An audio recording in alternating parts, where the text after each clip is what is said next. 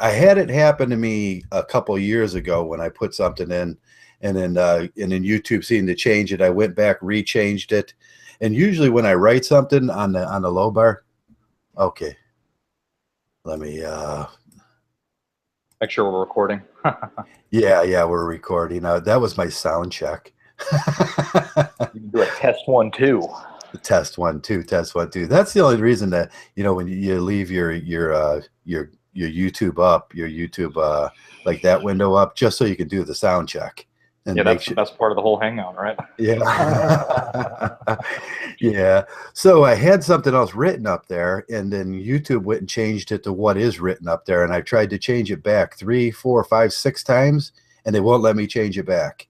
And then so the low bar is the low bar is no longer your property, and they can change it to what they want it to say now, which is really freaking concerning to me. Right. Yeah. Yes, So that is a very big concern, and it's happening more and more right every day, and it's getting worse. And it's only a matter of time now before it's going to get to the point where they're going to have like a big list of things that you can and can't say. Right. And if you don't, then they'll just ban your channel. Yeah. So the subject today was going to be, I had it really defined and everything up there, and I was going to go through it slowly and take each paragraph apart and everything, but they changed it, and it was so like it just threw me for a mind screw there. The subject is what the subject is. It's red pill alt-light. I was reading that article underneath I got put in there, and the alt-right, and they're just, the media is so pushing them on like on the red pill, and it's like alt-right red pill, and then we get that pushed on us, and in MGTOW, and I was thinking, man, I'm old enough to remember, and I don't know if you're not old enough to remember back in 2004, 2005, 2006. MGTOW was the only people talking about the red pill. And yeah, I wasn't around then. yeah, we kind of defined it. We made it a movement, and then they come in, and what they did is they started mimicking things that we're saying. But this red pill that they're using, we've seen this article, and we look at it, and they reference the movie The Red Pill, and they reference this sort of this things that are feminist and everything, and they use Lacey Green's new awakening to the red pill as a reference point, but everything, but it's red pill without gynocentrism, and so it's like red pill light without gynocentrism, and it's just a plastic impersonation of MGTOW, I was thinking. And what they did is they mimicked what we were doing, what we were saying, and everything, and they turned it, and they slowly turned it over the years here to this aberration that we have now. Well, if you think about it, if you wanted to reverse a message that a group was putting out there, then what you would do is you would use the same techniques that they use and just reverse it. And then what you would end up having is, like, if you look at it from like a study point of view, obviously women they do get more obvious, they get more views because of the fact that if you look pretty, then people are going to watch you. And so that's the hook that gets people to watch it right there. And you see all these people, all the women that go, they have their tits out and they put on makeup and they look all pretty and whatnot. That's the bait and switch. And then once they got you, then they can brainwash you with all their garbage. And the new people that are coming in who see that, we were just talking about this algorithms and how videos are, put on the forefront of, certain YouTube pages because of the fact that if you can get people to see the search results, whatever they provide or they want you to see, then they're going to click on it. So in other words, all the information and hard work we've done will be put onto the back burner, and they will allow who they want to see on the forefront with what they put out the message. Yeah. Now I was thinking about the genius of that, and I took courses in mimicry. I took courses in dynamics and everything, group dynamics and everything, and they talk about mimicry, human mimicry, and this was years and years ago. And you really nothing has really changed, not a lot. There's the chameleon effect, and that goes back to 1998. The book that guy put out and everything, but that's even been rewritten, and there's some new interesting studies and what you would call the chameleon effect with women and everything, but that relates to their inability to empathize. Now, what we're talking about is the social interactions and unconscious mimicry of, say, the internet, and what we were talking about, and what had happened here. It kind of lined up in just a great order, because you're not allowed to be original around here no more. You're not allowed to write something. You're not, if it doesn't fully conform to what they want to say. And then you look at what's happening with MGTOW and the red pill idea and everything, and they're slowly degenerated it back into the blue pill. And there's obvious reasons for this, and what it really is, and I can't explain the whole thread of how it goes down, is social moderation of mimicry. What happens between two people, what they notice is one person will start socially mimicking another person, but what he does is he'll moderate what the other person says to his consciousness, and then it becomes the conversation gets watered down and depleted to what the mimicker says, not the person they're mimicking. And that's part of the social moderation that makes it more palatable for them. And that's what's happening over the internet now. People act generally in groups the same way as they act individually. And in this group dynamics that's playing out with the red pill is it's becoming a way of entryism, then aggressive mimicry, then moderation. And then the narrative is changed by the mimicking through the mimicker, and it's a reinterpretation under the new rules that concerned the mimicker. Yeah, so in other words, you say what we want you to say, not what we don't want you to say. Right, that's what it becomes, and it's a long process in which this happens over some. You can notice it in researchers, and even I notice it out there. People mimic each other, and it's learning. It's a whole thing. Women do it at a more astounding rate, and when we start talking about gynocentrism and mimicking, women will. If they lose I was reading something today, if they lose their ability to mimic, they lose their total ability to empathize. And that's just facial movements and body gestures. That's motor stimulations that they do. If they can't do that, they lose a whole section of their psyche. And it's really weird how that, but you're not allowed to say those things on the internet anymore. No, because then you'd expose how the whole thing works. Yeah, and it's really weird. But then I got that if I didn't say it the way they said, if I didn't say it the way they wanted me to say it, they were going to change it, and they did change it. And then that's like, oh, geez, this thing has just become evil on YouTube anymore. Yeah, it's very slowly. I see it, every day I see it for what it's becoming, and it's becoming a censored platform where, they're going to only let you say what they feel comfortable with what you say. And eventually the thing I'm keeping my attention towards is what they're going to do on Google Hangouts. Oh, yeah. That's what I'm worried about, because at that point, we can put out videos and they can cut them off. But if we don't have the ability to talk to people outside of that, then we're in deep trouble. And at that point, we need to find another way that we can communicate. I've looked at, like Skype is a good example of this. Skype, yeah.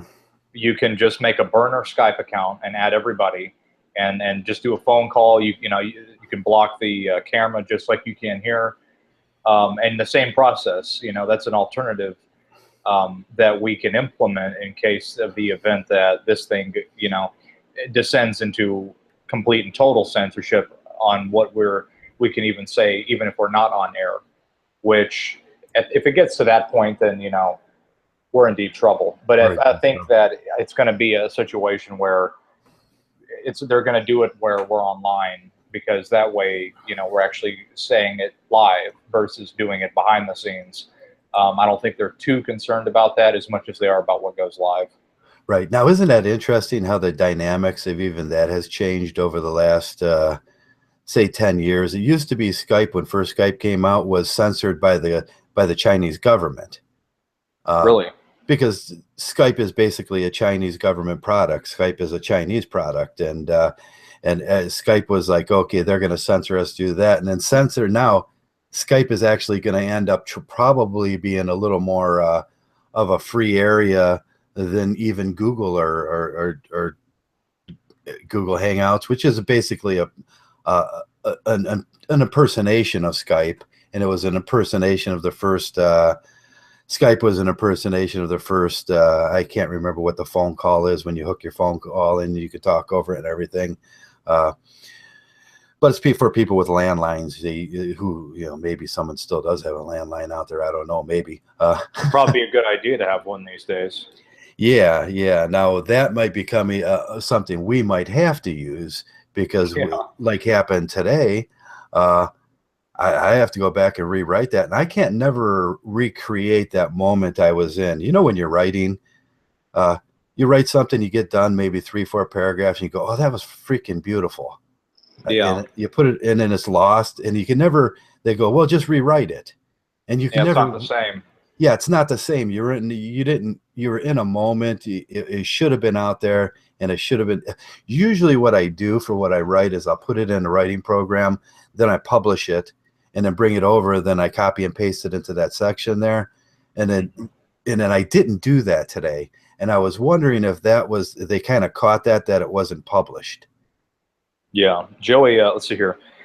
In the chat here, it says the artist formerly known as Joey Argon donated $5, so that's very nice of you. Thank you. Yeah, thanks, Joey. There, that Joey's a great guy. He got the Indians logo up. He got Indians fever now. Yeah, but you're right though. It's it's a situation that we're dealing with this. We see it coming. We see what's up. And, we have to get ready for it.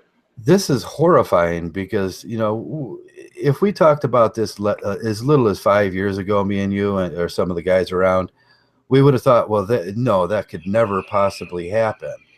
But now I'm looking at it, and where I noticed this years and years ago, probably pre-2006, before Alyssa Myers, I noticed this right on. This is how things started to break down on Yahoo.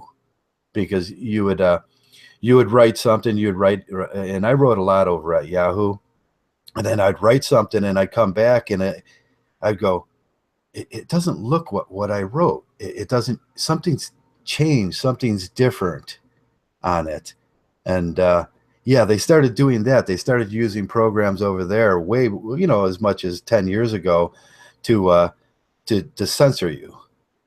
Yeah. Well, you remember on Yahoo, they had the Yahoo Answers? Yeah. Yeah. Yeah, that's a great place. Used to be a great resource to kind of put a question in, and then you kind of see a response from the general public. Like if you put something about MGTOW, you weren't going to get like all MGTOWs in an echo chamber. Right. You get a whole variety of people. You're going to get a whole variety of people, and that's where you can take a mini survey. If you get 100 responses, you could take a mini survey there of how many people know about MGTOW, what they feel about MGTOW, what reaction you got to a certain paragraph, what you said. It's basically like, I forgot that there's a few companies that do rating, like they do it for TV and cable shows. Yeah, I forgot who those companies were, but they do a rating system where they'll if you pay them, or they'll review a certain high-end amount of people, and the rating system goes throughout all the platforms. So online, TV, cable, and all the various places that people can access it, cell phones, what apps they're using. It was really, it's really, really nice. But I think they were called something. I think they were called like P and something House is the name that the company was, but they do ratings, and they think they do it for everything. You just type in what you want. You just type in what you want. Yeah, I sort of was doing some experiments yesterday with that. What was it, 2 days ago? I can't remember when I put the video up about the quiz, the MGTOW quiz, and are you a MGTOW? Now I found out that that's another place that MGTOWs want to generally kind of migrate to a little bit, is MGTOW forums, because they have a lot of available platforms there that a lot of people don't know about. And I was just kind of testing that and seeing and then you can get analytics back from that too. Yes, that's And what it is. It's the analytics. the analytics are important. It's not the questions that were important. It's not who scored what or who scored the highest and everything. It was what the analytics was telling me after. One of those companies was the Nielsen rating system. That's one of them. Yeah, the Nielsen rating system, right? Yeah, that's is that Bridget Nielsen? Does her family own that? I'm not sure. I'm actually on the website. I'm looking to see, but Yeah, yeah, I'd the like to know Nielsen, that. the Nielsen rating system, they do every media, how many products are bought. You know, I think it's mainly media, but they do a whole bunch of stuff. And Hey, I got well, I gave it away. I gave it to my brother because I had it like in a package, and I had Bridget Nielsen's 1986 Playboy. oh, really? Yeah, I found it like in a apartment that I was fixing, and it was still in a plastic bag. And I was like, the guys, one of the guys that was working, he found a whole box of them that were in plastic bags and everything. And there was no Farrah Fawcett from '72, but there was a Bridget Nielsen from '86, and I was like, oh, that's mine. The other company that I know of is Prince Waterhouse Cooper. Prince Waterhouse Cooper. Yeah, sounds like an English company there, huh? Yeah, they do all kinds of stuff, but they do ratings, consultations, capital markets, diversities, finance, Okay. all securities, technology. They basically just a giant risk and what do you call it? It's like a risk and security analytics company. Okay. Yeah, and they do that to judge potential growth in markets and Exactly. stuff like Yeah. that. Yeah. Yeah. Yeah. Yeah, them companies are interesting. I'd seen something kind of concerning today on in the news. Did you read the Uber was kicked out of London Yes, today? I saw that, and they were protesting like a motherfucker down there. And basically, let me see if I can pull it up here. I'm going to find it. I have it on. I think it's on Drudge. Yeah, now that goes back to a lot of your basic freedoms in this world are being taken away. It's not just one basic freedom like we're losing here on YouTube. This is the right and say what you want to say and a Right. non-offensive. Everything I wrote was non-offensive. It was just ideas that were more quantified from old ideas. Traditionalism is on originality. I always say that, guys. Never forget that traditionalism is on originality. Once the government and once they form these ideas, they stick into a traditional idea, and that's what's happening a lot over the world is they're using this traditionalism to bind us for certain things. But with Uber there, a lot of the new ideas and people are getting back to the point where it's almost like the 1930s and 1920s where instead of like social what they have in England, and I hate to say this because some of the guys may be offended. What they have in England is sort of a socialized workplace, and that's what it boils down to. With it's not a democracy. It's not a workplace of democracy over there. Now you got 40,000 people that use Uber in London a year there, and they're going to force black cab on them. Now black cab will probably cost them $15 more a trip one way. Yeah, I have the article pulled up here. It says here that, and this is so basically for anybody that doesn't know about it, in London, like you said, Traversable, Uber, the cab company, is basically, it says here, London deemed Uber unfit to run a taxi service on Friday and stripped it of its license to operate from the end of next week in a major blow to the U.S. firm and 3.5 million users in one of the world's wealthiest cities. It says here, the Capital Transport Regulator said that Silicon Valley technology giant approaches and conduct was not fit and proper to hold a private vehicle hire license and would not be renewed when it expires on September 30th. So, in other words, Uber has been, it says here 390,000 signatures by the evening of London. What they're doing is they're prohibiting people, because Uber, I think, is an independent contracting service where you can, drive your own car and whatnot. So Right. independent contracting would refer to you owning your own side of the pie, and they don't want that. And They don't also, want that. it's the control of transportation throughout the city. So thus, then the government-run transportation services, such as the underground tunnel system, would be the primary source of transportation, along with any other government-run Mm-hmm. situation. I mean, I don't want to get conspiracy theory on here, but one of the agendas that they pushed was that they're going to eliminate the ability for people to transport and move freely throughout certain parts of the country, and they would implement a system at which you would have to take either public transportation, or you would have to use a transportation service provided to you that is quote unquote legitimate. Yeah, they're picking the winners and losers, and that I'm using hashtag legitimate, whoever they believe is legit, and a lot of it had to do with the feminist movement and how we think in here, the red pill movement, and it had a lot to do. They say that they couldn't keep women safe in Uber cabs. Yeah, it's always the same thing. They're just making an excuse so that they can implement the agenda. Yeah, that's what they did. They implemented a feminist agenda, which is going to cost what do you call Londoners? I mean, is it a Londonair or a Londonite? Londonite. A Londonite? Yeah, somebody from London will have to tell me. But yeah, they're just going to implement these certain policies that pick the winners and losers, and it basically excludes an American firm, which should get some kickback. Someone's going to be like, okay, well, a Londoner. That's what Veritech says. Yeah, what will be the response from America on this? And there'll be some, pushing and shoving. There always is in business. Every move has a counter move.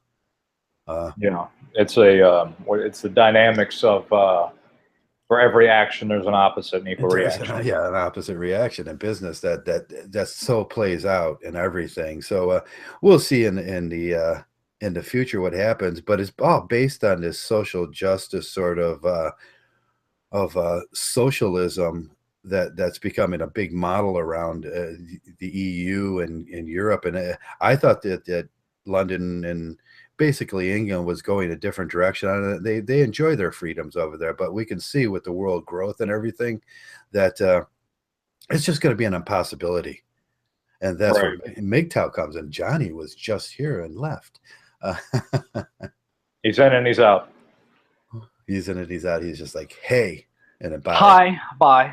Bye. Hi. He'll be back, and I think he does that, his internet there, and his stove got caught on fire, and he has to go put it out. Yeah. So there's a lot of interesting stuff came up this week with the idea, and I've been watching the slow deterioration of MGTOW back into the blue pill, and using from the red pill movie to the moderation that the MRA wants us to use about what we say and everything, and then they're mimicking us, and we have a million mimic accounts out there now. God, did you ever go over the morning MGTOW today, and you just see like 100 cringeworthy videos now of it's out of control, isn't it? It's out of control, and I'm pretty sure that it's just they're just mimic videos, mimicking and trying to make fun of MGTOW, and because they want us to be them. They want us to act, and that's what I was trying to explain. That's what mimicry is. It's the mimicker does the reaction so he can moderate the flow of the dialogue in that cases, because everybody wants to believe that they're somehow in charge of everything around them, and it has to do with awareness. And I went over. That's why I put the video on awareness up there. Information. Information is the key to, the spread of information and languages is the key to passing information and knowledge. And if you limit the ability to speak and pass information, then a lack of knowledge is then the effect. So let's say, for example, you go to somebody and you say, hey, at 2 o'clock tomorrow, there's going to be a complimentary dinner, whatever, just for an example. Right. Well, if you don't tell people that, then obviously nobody's going to show up. That's common sense. So when you limit information, you limit people's ability to make informed decisions on anything. And when you limit people's ability to make informed decisions, then they're only they don't have the ability to they're subject to whatever is told to them because they don't have an option.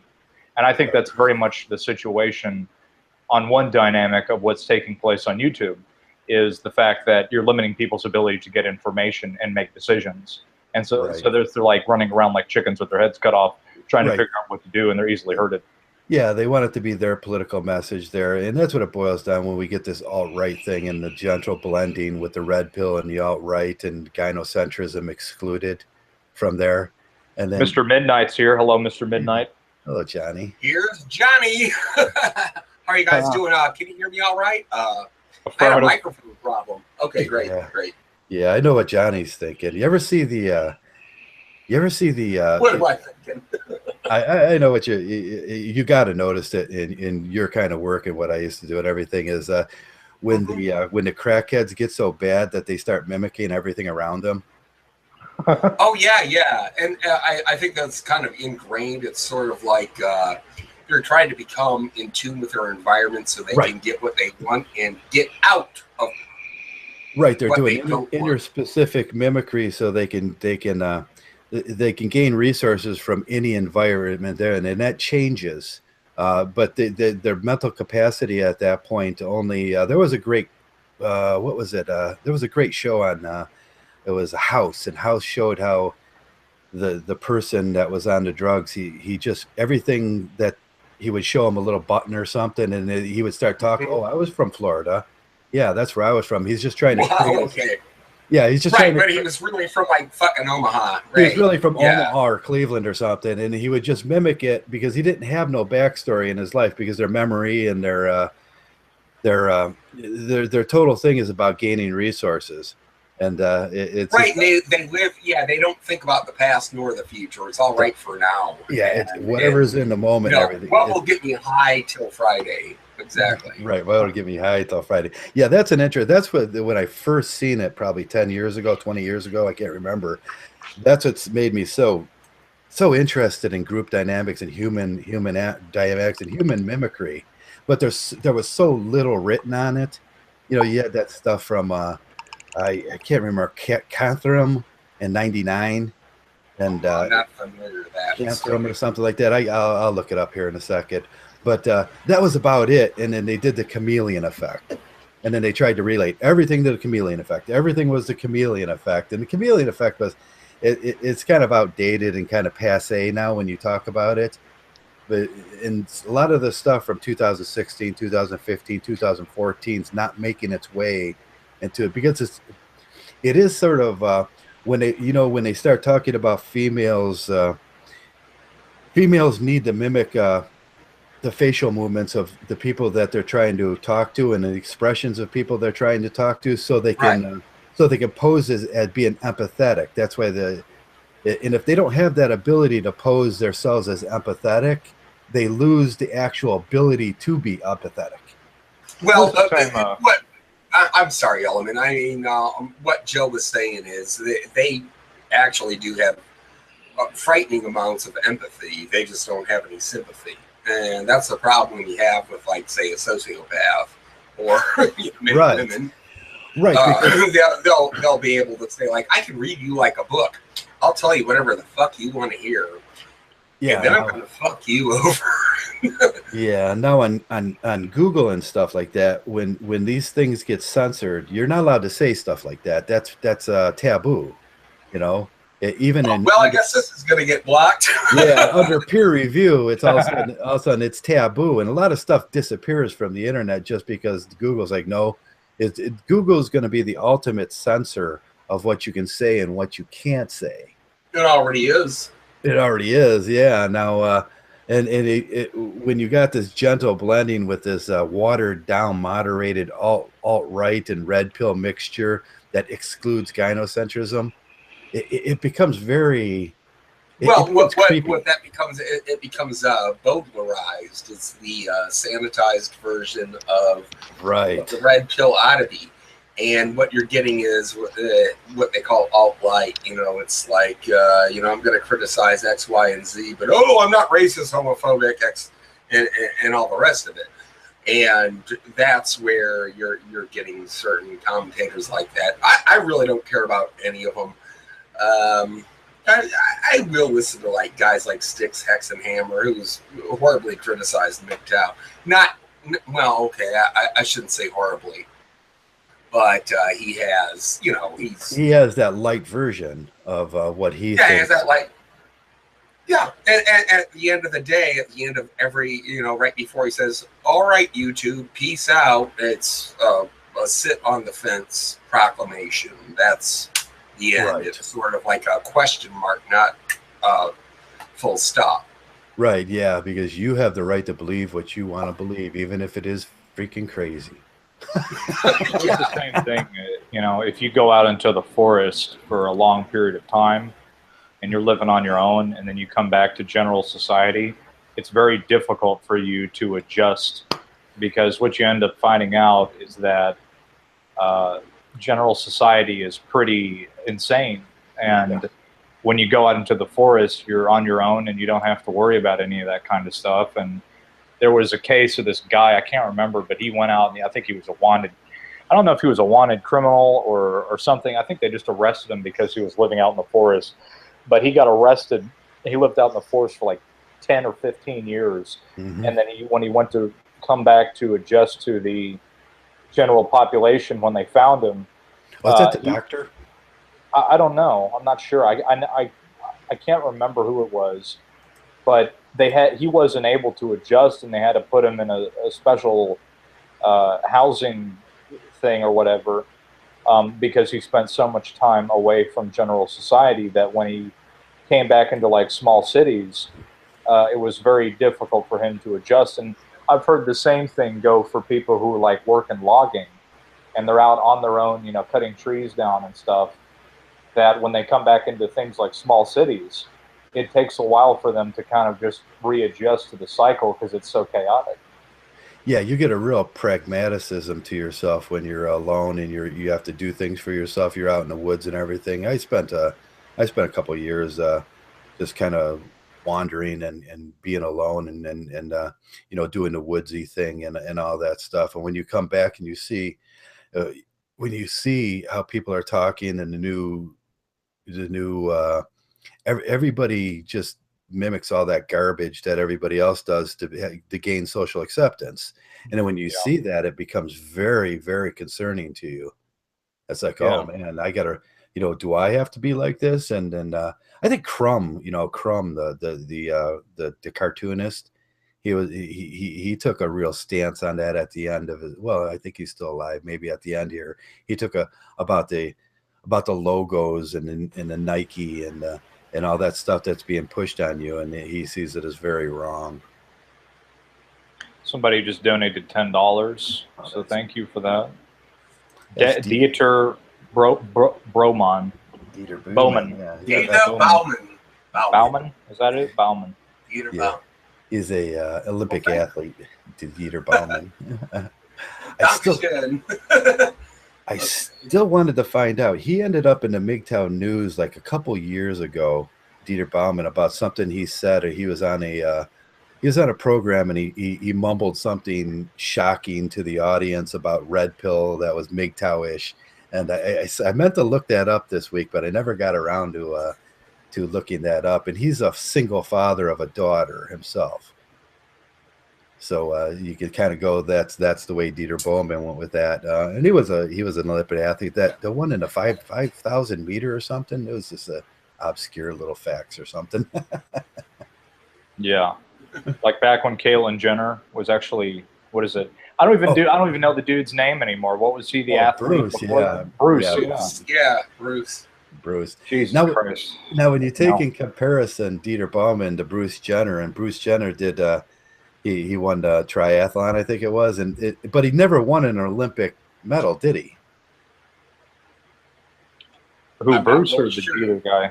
Bruce was just kind of the poster boy for an athlete. That's kind of like the Mandela effect, where you hear so much hype about Bruce Jenner that you think to yourself, well, of course he won an Olympic medal, right? Yeah. Well, when you look back to the source material, you find out maybe he didn't. No, yeah, he was very unaccomplished as an athlete in that caliber, wasn't he? And but he looked good, and he looked good on the cereal box, and he had that all-American boy look to him. And yeah, the 5,000 meter. I think I watched that one, and I was really impressed.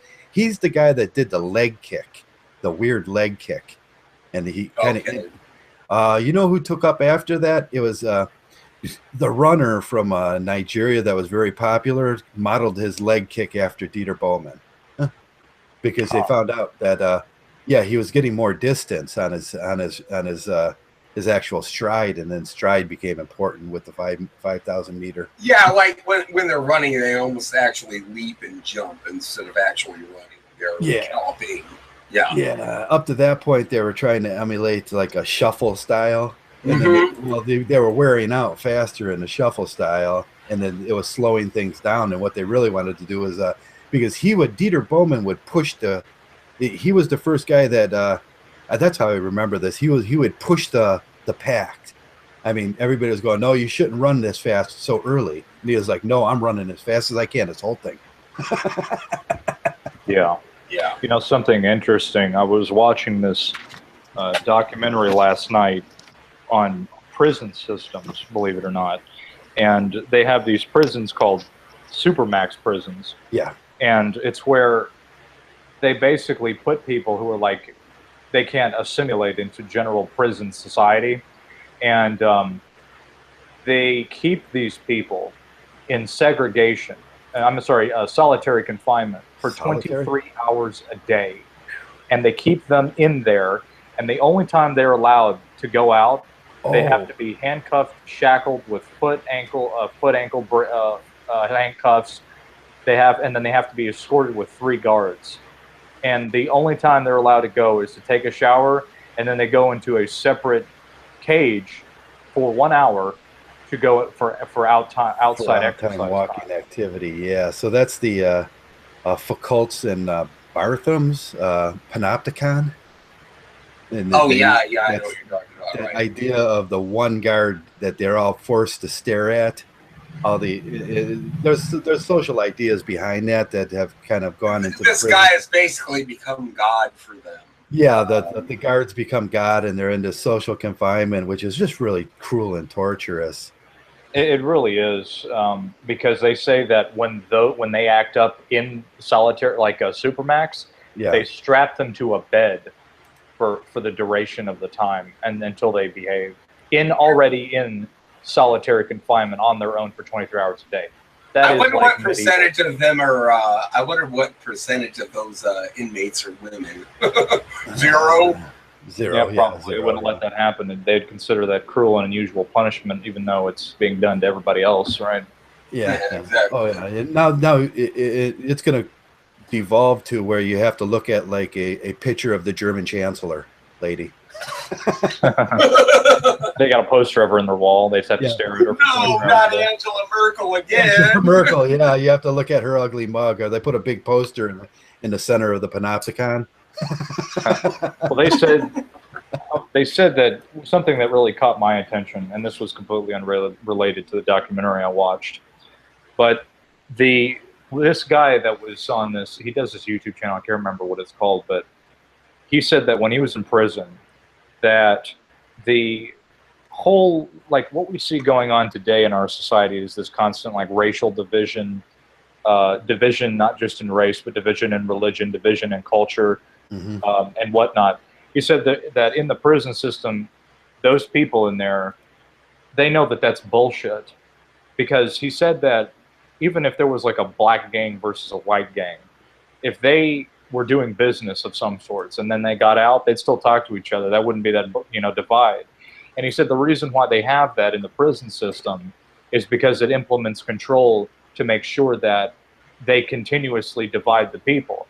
Because if they did not have that thing where the certain gangs sit over here and certain gangs sit over here, and the authorities, the guards, didn't maintain that, then all of the prisoners would revolt together against the prison system. So they must have a segregated, constant divide so that they're constantly at odds against each other to implement the control over the prison system, so that they're distracted fighting with each other and never truly revolt as a unit. And that is very much what we see today. Great point, Element. And the same thing happens even in the quote-unquote free world, where you are ushered into, by force, the Prussian-based public school system. And before you do that, before that happens to you, when you're a young kid, I grew up in just a diverse neighborhood, so I was friends with Indian kids, like East Indian kids, and Cuban kids, and Hispanic kids, and a couple of black kids and stuff. And we didn't give a fuck. We were just friends, and we didn't care about that stuff. And then as you got older and you got ushered through the school system, we're talking late 70s, throughout the 80s, and into the 90s, that's where they would teach you that type of division against people of certain, differences. But but for that system that you had to be ushered through by force legally, you didn't really care. You really didn't care about the fact why Sanjeev ate different dinners than you did. He'd invite you over, and you were like, "Wow, this isn't what my mom makes, but I like it," and you don't give a shit. Yeah. I was thinking about the school system and everything, and the prison system, and how rape is used as like this constant reminder of this is what's going to happen to you if you break mating ritual laws. That gets programmed from you as a little kid. And if you think back to when you were a kid, it was never the other kids that said that to you. It was some smart ass gym teacher or some teacher that said, "Oh man, if you guys go to, they're talking with all the boys at this point, you guys, do something wrong." And you're talking about teaching kids how to be socially correct and everything. They'll go, "You go to prison and you'll get raped." And that was some big joke. But that sticks in little boys' minds, and it was also a warning. And sadly enough, it's a warning because it is true. I have a little saying: today's tomfoolery is tomorrow's felony. Now you look at the Christian prison system that we have that uses rape as a punishment for rape, and uses rape as a punishment for the idea of rape as a punishment to keep men in order into that system. Like the worst thing possible that could happen to a man in his life, that he would be raped by another man. There is no other worse thing. I mean, that would be like the only thing on your mind for the rest of your life would be kill, death, kill. I have to take care of this. And, well, that's the whole you remember, that's the whole thing that people will say, and jokingly, but it's very serious, is they go, "Don't drop the soap." Don't drop the soap. Yeah, it became a big joke when you were going through high school and everything. Yeah. But you realize how that's used against men in this system, in this prison system, that this is the warning to you. If you rebel, and this goes all the way back to what we were talking about in MGTOW, how they want to break us up and separate and divide us and make us think the way they want it. If you rebel, what is the punishment going to be? Yeah, and we've spoken about this kind of thing in Google chats, for instance. About a week ago, this YouTube famous wannabe country singer, who's from a very wealthy family. Mm-hmm. Her father's a lawyer. Katie Quackenbush, I think her name is Katie Lane. Quackenbush. She goes under the name Katie Lane. She's a country western singer. Wait, her name is Country Quackenbush. Country Quackenbush. Katie Quackenbush. Oh my God, I'm sorry. And she shot a homeless man twice in the gut, just to fucking die horribly, because he asked her to move her Porsche from his where he was sleeping, and she was blaring probably horrible Travis Tritt or Bo Cephas music in the middle of the night, and he's like, "Hey bitch, get the fuck out of here, I'm sleeping." Well, she didn't like that, so she got out there and got her daddy's handgun and shot him twice in the gut. Was that a recent article? I think. Yeah, like a week ago. Yeah, I think I kind of breezed past that one, but I didn't want to read it because maybe that day that would have pushed me over the top, and I would have just hung myself. You know? Did But she get arrested or? Yeah, well, she's been arrested 3 times. She Oh, okay. she smashed a glass in a woman's face during some bar altercation. That charge got dropped. yeah, There was a pending domestic violence that she had started, and like I said, it's still pending. We don't know what's going to happen with that. And then now she shot a man. I don't know what happened to the guy. Like, he was put in critical condition because if you get shot in the trunk, man, you are in fucking pain. No, yeah. I mean, your spaghetti has been spoiled. There was a couple incidences of the homeless guy getting shot twice, but by the brother of the girl that there was some MacGuffin that was used as some a story backline that she thought this homeless guy had taken a bike or something, and then the two thugs. She insisted that the thugs, the brother and the other brother, they beat him and they left him to die out on a cold day, and he basically died from the elements out there, and.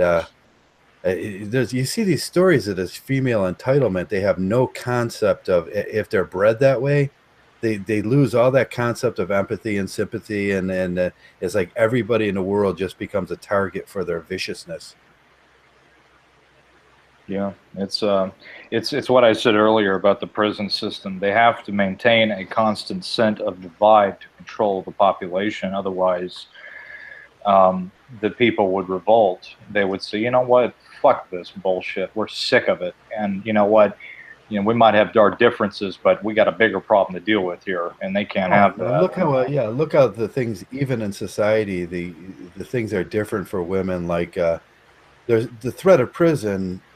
It doesn't carry as much weight for a female, like Orange is the New Black and stuff like that. It's just kind of cool. You'll just go there and there's going to be these really nice girls, and you know, you get to participate in some gang activity, and that's exciting and bold, you know. Yeah, and they do that. They put those shows out there to promote that, because you know, everything, you have to understand that everything that you see is done on purpose to create a desired effect, and this is the whole thing in that ties into the gang culture that we see that took place with promoting of popularizing amongst famous people that it's cool to go out there and sling dope and make money because you do it fast and you get famous.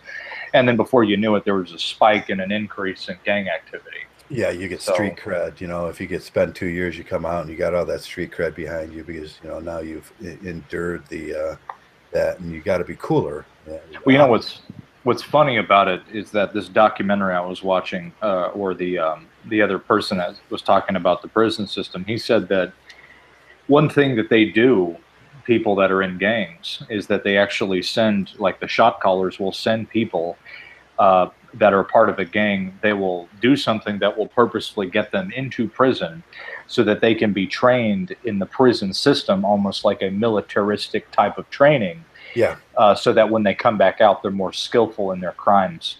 Oh God, yeah. How many times in your life have you seen somebody go to prison and he was just a common criminal, like he stole some cigarettes from a convenience store, and then he comes out.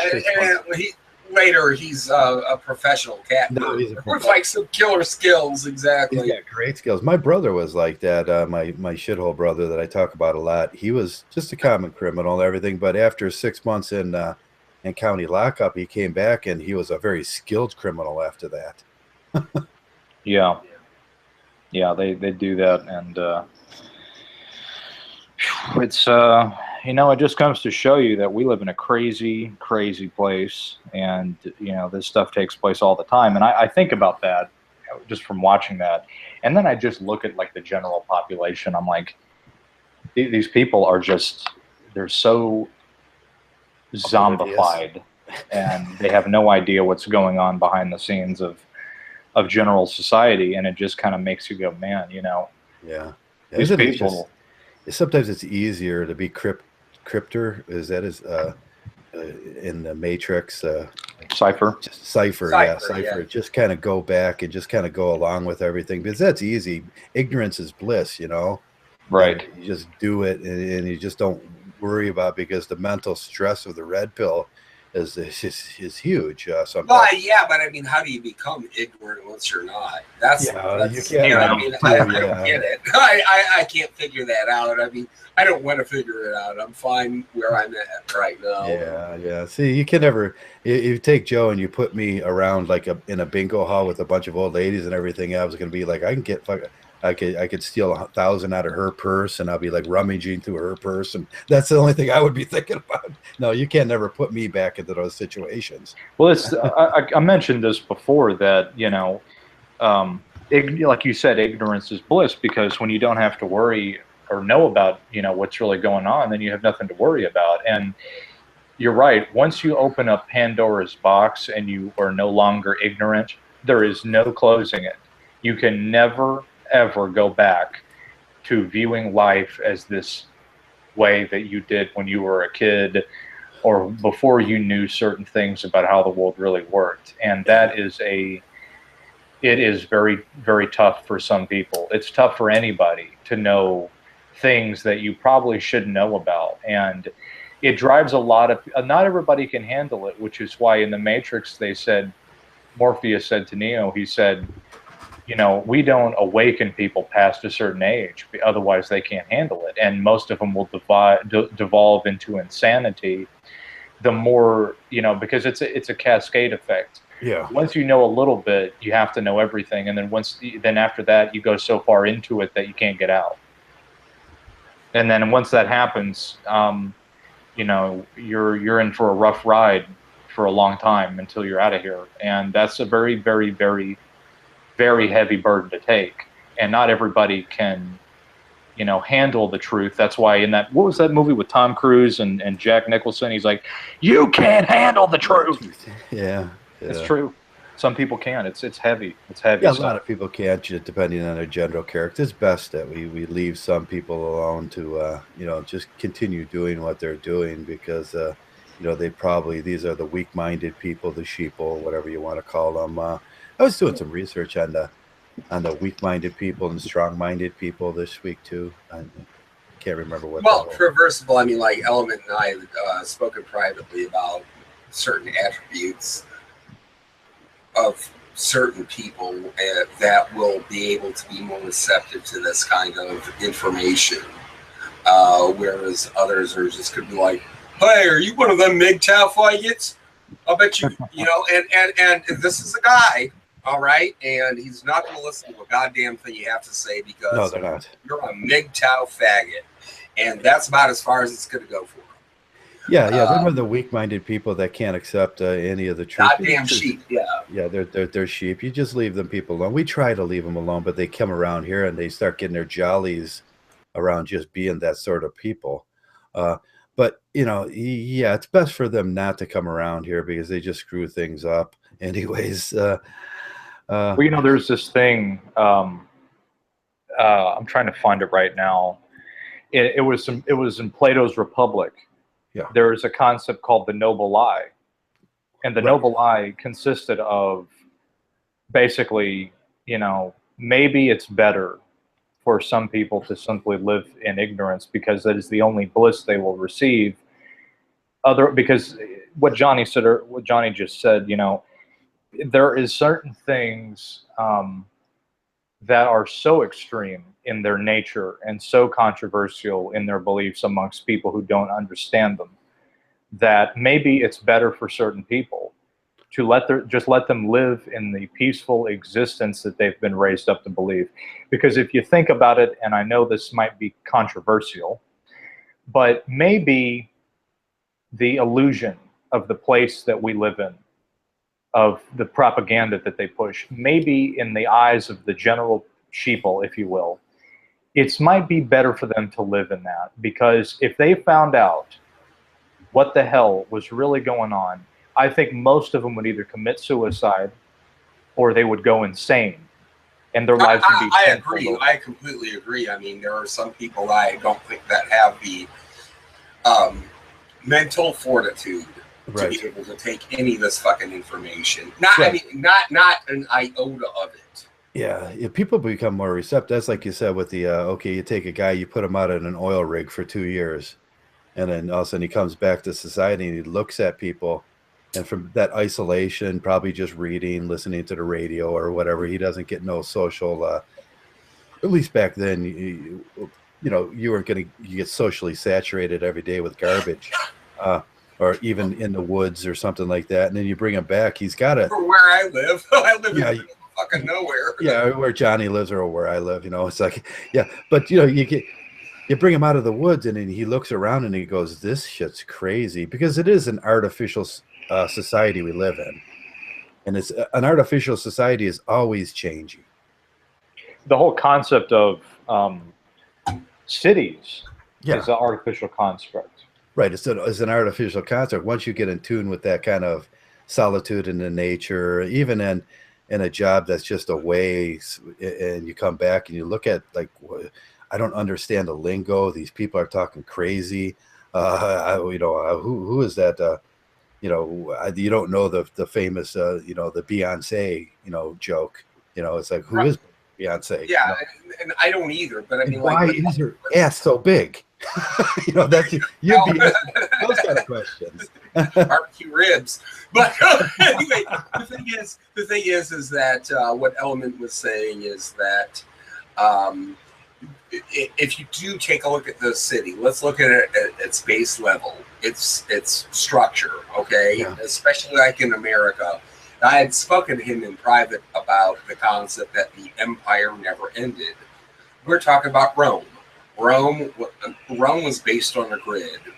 Most of our cities, like especially Washington, D.C., is based on a fucking grid. Chicago, totally grid-based. You can't get lost there.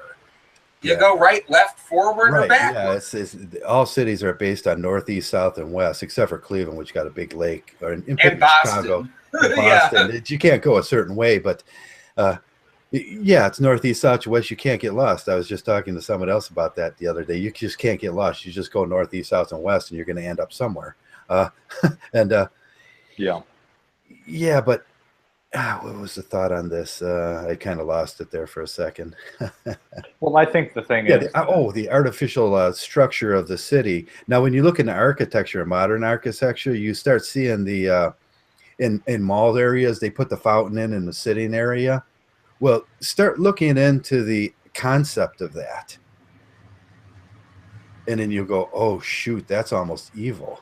Because they have these little safe areas where people migrate from one way to it's like an A to B thing, and then you give them a safe area, they feel safe, and then you put an A to B thing and then you put up another little area where they can land.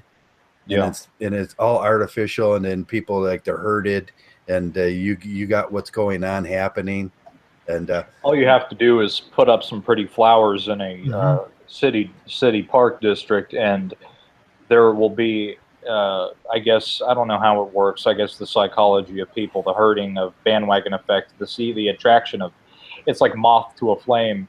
They will migrate there. Like, let's get all the artists to move out of the Lower East Side of Manhattan and go to Brooklyn. How the fuck did that happen? How could we get everybody to move from Wicker Park in Chicago to Printer's Row? How did that happen? How can that happen? How did it happen? Well, how did it? Yeah, I mean, how does it happen? How does it continue to? I think what they do is they go, okay, we need to move a large amount of people out of this area. Right. Yeah. So what we're going to do is we're going to get all the nice stuff, and we're going to make it look artificially pretty, even though the surrounding areas are a fucking ghetto hellhole. Right. So what we're going to do is we're going to tear down a block, 2 blocks of the city, and we're going to bring in Starbucks. Yeah, we're going to bring in the Starbucks. We're going to yeah. We had great success with that in Cleveland. I don't know if you know anything about Cleveland. From they took the Tremont area, and they took one of these areas. They built it up, and then you have the flats down by the river and everything. And you got the east and the west areas and everything. And they took that, and then and they redid that, and then they put a park in there, and they just redid the whole thing to make it more appealing to the average person. It used to be like back in the 80s, we used to go down there, and there were ships and ore boats and sailors coming in, and the flats areas used to be just where all the drinking and fighting used to go on. Yeah. And yeah, but now the flats is like a hip place to go, right? It's a hip place to go. You know, just in the 90s, God, it was every weekend there's like 1 million people down there, and it is just you're going from you know, Johnny Q's to the local steakhouse to the strip club, and then it was just a bar run. The whole thing, it was just a bar run, and then you take either you walked over the bridge or you took the boat over to the other side, and then you went to the Comedy Warehouse or something like that. And they've just taken it and they've made it so structured now. And well, I mean, you look at it like this. I mean, Element used to live in Los Angeles, right? Yes. Yeah, I mean, Compton, the city of Compton, is actually becoming a nice place to live. Yeah, but what's the fascination with I think people are fascinated with the areas that are low in poverty, and there's some uniqueness to that. I remember the area I used to live with, and it was a Polish area, and you used to better go get it was very impoverished when I was younger, and used to better go get like homemade sausages and little old ladies cooking for you, you know, and little shops. And then they destroyed that, and then they made it into this sort of suburban jungle it is now. And but there was there was a certain fascination with the danger, wasn't there? Yeah, well, they call those pioneer neighborhoods. It's sort of like, hey, this place is kind of dangerous, but there's a club that has 80s night. Let's go there. There's a really great record store. Let's go buy some tunes there. And next to that, there's a comic book shop. And they start getting those kind of pioneer mom and pop establishments, instantiated in that neighborhood. What usually happens in that, you'll see all the things that made the neighborhood interesting get driven out, and then the Applebee's becomes the place to go. The milk Applebee's. Yeah, that's exactly exactly what you get. You get these guys that are like, I'm going to go to the spa, guys, and slather my body with apricot lotion. Right. Yeah, they used to have the rent becomes, $1,200 for a Murphy bed. Yeah, you used to have this little great Polish restaurant everybody would go to, and then all of a sudden you look up and it's like some Applebee's Polish restaurant that has horrible food, and they just like we said, there's a lot of gatekeeping, like the Uber thing. They're going to pick the winners and losers, and that's usually the friends of the governor or whatever, whoever gets the contract. Then they're going to drive all the really original, really unique people out of the area, and that's what made it interesting to begin with. Damn it! Well, it's a form of turf wars for corporations, and because what you can do, like let's say you bring in a Starbucks, or let's say you want to get people to migrate to the inner city. And what you would do is, like we mentioned a second ago, you make the area look safe. You say, well, there's areas of there. You put up those mobile police surveillance units. That's one agenda completed there. And so then people feel safe because they're being watched. And then you bring in the Starbucks. Then you bring in the fast food restaurants, and you add some, nice attractions. Well, now people start going there because they go, they look around, they go, oh, this looks safe, and it's like an animal testing, walking across a highway median or whatever. I don't see any cars coming, but what they're doing is they're actually putting a cage over them without even realizing it. And so then now you have the turf wars of corporations influencing the animals, so to speak, amongst that area. And you can influence them many different aspects by the kind of food that you get. Like different kinds of food have different kinds of emotional, psychological aspects that people result of. That's right. And they control that with through spices and exactly. Yeah, exactly. And I remember one of those mobile police stations in the waterfront area, the water tower area rather, of Chicago. And they pick the lowest of the low for police officers to man these stations.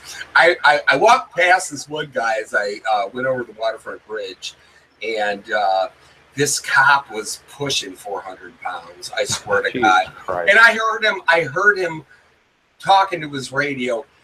Yeah, Joey, I got a fucking riot on the way, and I'm too fucking fat to deal with this shit.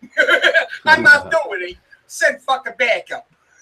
And yeah, and I mean, that's exactly. And this guy was just like, he was wider than the damn mobile station. He was huge. I'm like, whose fucking uncle got you this job? Because there's What kind no of way you nepotism passed. is going on here in this district? Yeah. Yeah. Now, do you notice when you travel from city to city, if you go to like Chicago's west side there, you go to Baltimore's Inner Harbor, or you go to Cleveland or Pittsburgh or something, they all look the same now. Oh yeah, exactly. Well, I mean, not just in America. You could probably fly to Amsterdam. Yeah. And it's got Starbucks and fucking Urban Outfitters and all that shit, Oh, yeah. like you always do. It used to be like if I went to Boston or Baltimore Inner Harbor, especially around Boston area, you were going to find some really unique stuff. And then you come to Cleveland, you're going to go down to the flats, you're going to find some really unique stuff, some maritime stuff, and that's just gone.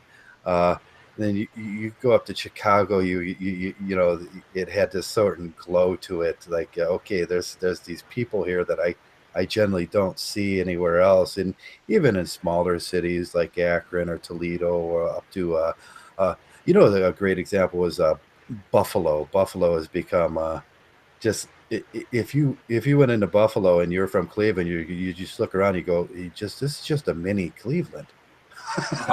Yeah, exactly. I mean, here's an example. In Chicago, there was a bar that I would meet with some of my friends at for a certain type of club. I don't want to dox myself about what kind of industry it is, but I like jazz. No, it's not fucking jazz. Anyway, we get together. Jazz is fine. I'm just saying it wasn't about jazz. Anyway, we get together and stuff, and it was this bar that would have free video games. It was called Headquarters. Okay. And I was like, wow, what a great idea. You could play free pinball, free video games. They had a really great menu, great drinks and stuff. You could get a Bloody Mary, and the garnish was a fucking White Castle hamburger. Yeah. Yeah. I don't think about place that, right? like that. But I checked out Cincinnati. They have the exact same damn thing. In every, yeah. Now in Cleveland, we got a place like that. It's like a game room. You walk in, and then right. It's almost like you get your dinner. You buy your dinner before you walk in, and they give you all these tickets for. And we used to take the kids down there. Okay. Right? And it was Dave and Buster's. Yeah, Dave and Buster's. And you used to just let the kids run around, and then they had adults places where the adults could be, and the kids could go to the kids' place and everything. And then it was just a great little place. And then that's become everywhere. But you got them acclimated to the inner city too, as you know, the big buildings and all the people. And they would always feel like even in Cincinnati, they would put Dave and Buster's way out in the suburbs. Oh, they put it out in the suburbs? Oh, yeah. The Dave and Buster's is right in the Terminal Tower in Cleveland. Which is great. Okay. I mean, the Terminal Tower I go down there still to this day because you got the mall inside there. And then you got the Dave and Buster's. And then anywhere you walk, if you walk out any side, you're somewhere, with something new to do. Yeah. And that's just when you have kids and everything. That's a great thing to do. There is you acclimate them to that kind of hustle and bustle. Yeah. But even that's been co-opted by by big corporations now. The whole idea of that is just it's just lost, and it doesn't seem the same anymore. Well, that's because we're actually living in the Western world, at least, a beige planet. It's beige on tote construction. Yeah. It's this cookie cutter, flagship shop that you throw down. And like I said, it's not just across America and Canada, but I mean everywhere in the Western world. No, it's everywhere. Europe is probably just, is worthless to fly to, because what you're going to get is the exact same thing you have here, but everybody speaks a different language, and that's it. That's all you got. Yeah. Oh, yeah. I wish we had like the old German neighborhoods, and then the Irish neighborhoods, and then the Korean neighborhoods, the Chinese neighborhoods. But it does have Right. the most unique stuff when you go there. You can actually enjoy and just, you enjoy other people's cultures and everything. And that's, I think, when people get along the greatest. Even in Cleveland, when you go down to the black neighborhood, and you had the blues bars and the barbecues and all that stuff, and it was good to do that. And now, oh yeah, man, drive down to the south side of Chicago on a Sunday morning and get chicken and waffles. You couldn't do that, in other neighborhoods.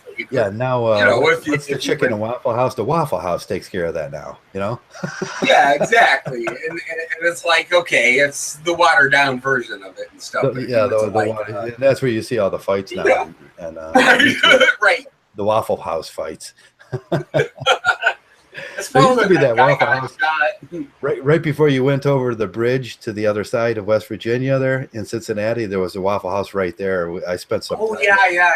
I know what you're talking about. Yeah, it was huge. It was like a truck stop. Yeah, the motel was on Motel 6 was on the other side. Yeah, it was a round one, and that was a great place. We used to go down there all the time when we go to the games and everything. That's what we wanted to be, right there by the Waffle House, because there's nothing like the Waffle House at 2 o'clock in the morning. Fucking Waffle House.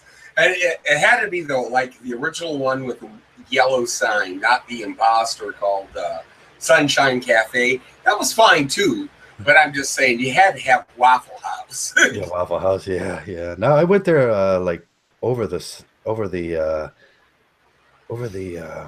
summer here. We drove down and we just kind of drove around, and then we went to the Waffle House there, and I was like, this isn't the same thing anymore.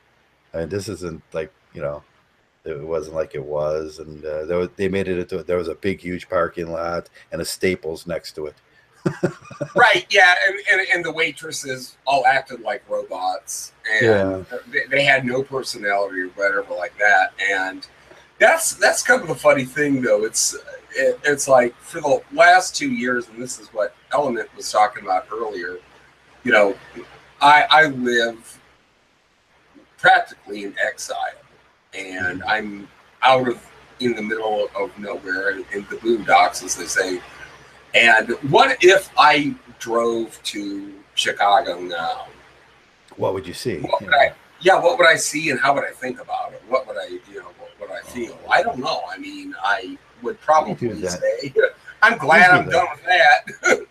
Yeah, we do that a lot now. We drive into the city. We always take the route down the shoreway, so we can see the big houses and stuff, and do that thing as you ride, and then you see how the good people live in the world.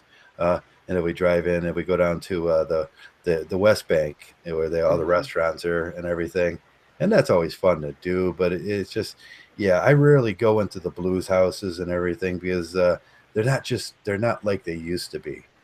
It doesn't have that old blue house.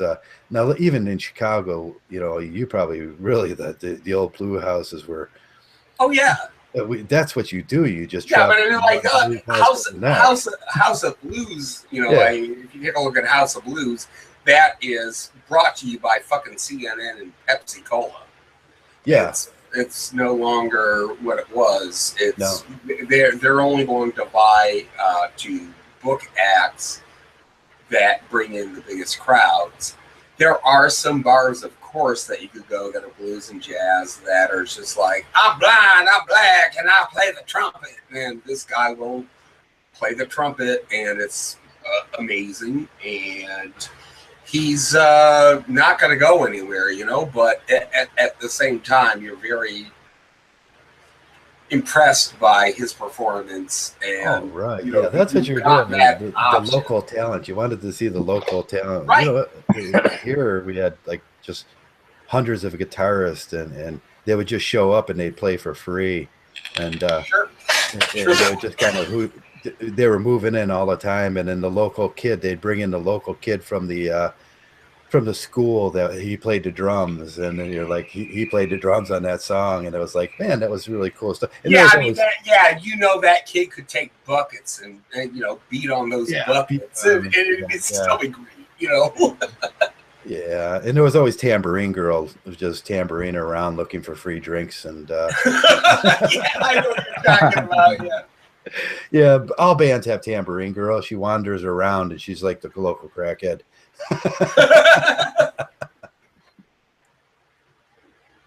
Like Element in Los Angeles, for instance. What was that like in terms of entertainment? And I mean, I'm sure it was total entertainment because that's a tourist city. Right. It's an entertainment industry. You guys had the punk rock scene there. Well, so did Chicago. So did Cleveland. Cleveland had, to an extent, yeah. Yeah, but I mean, what was that like for you? Say, LA is a very interesting city. LA is like, it's like you have Los Angeles as the city, and within LA you have like sub-cities and different geographical locations. It's like cities within cities within cities. Okay. And and each city has its like own subculture.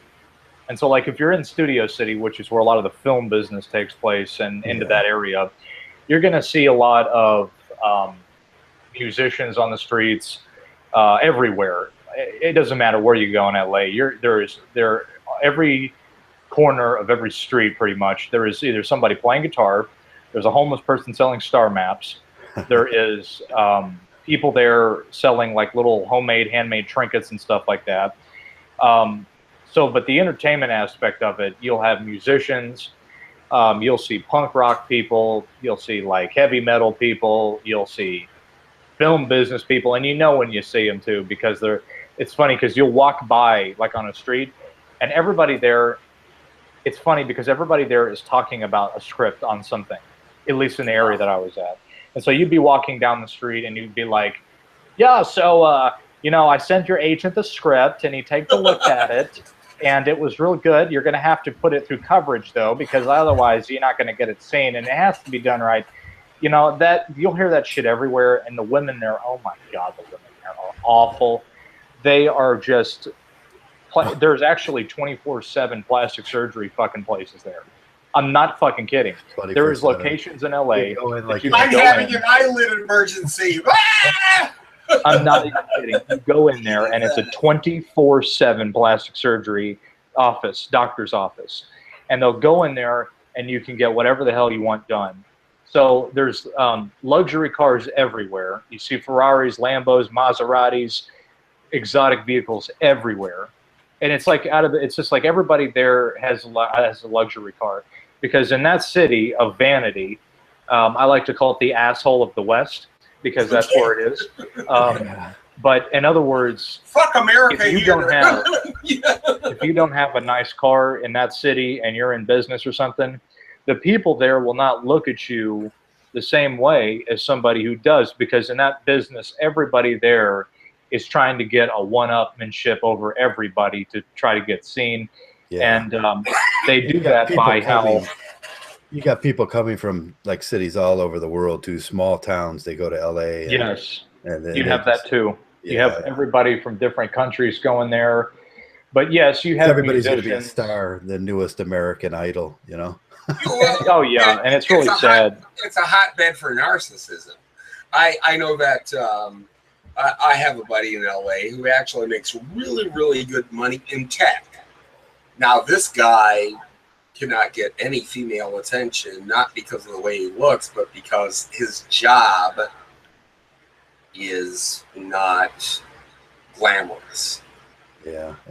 Now, Joey Aragon brings up a good point. New Orleans, is that the last bastion of originality in America?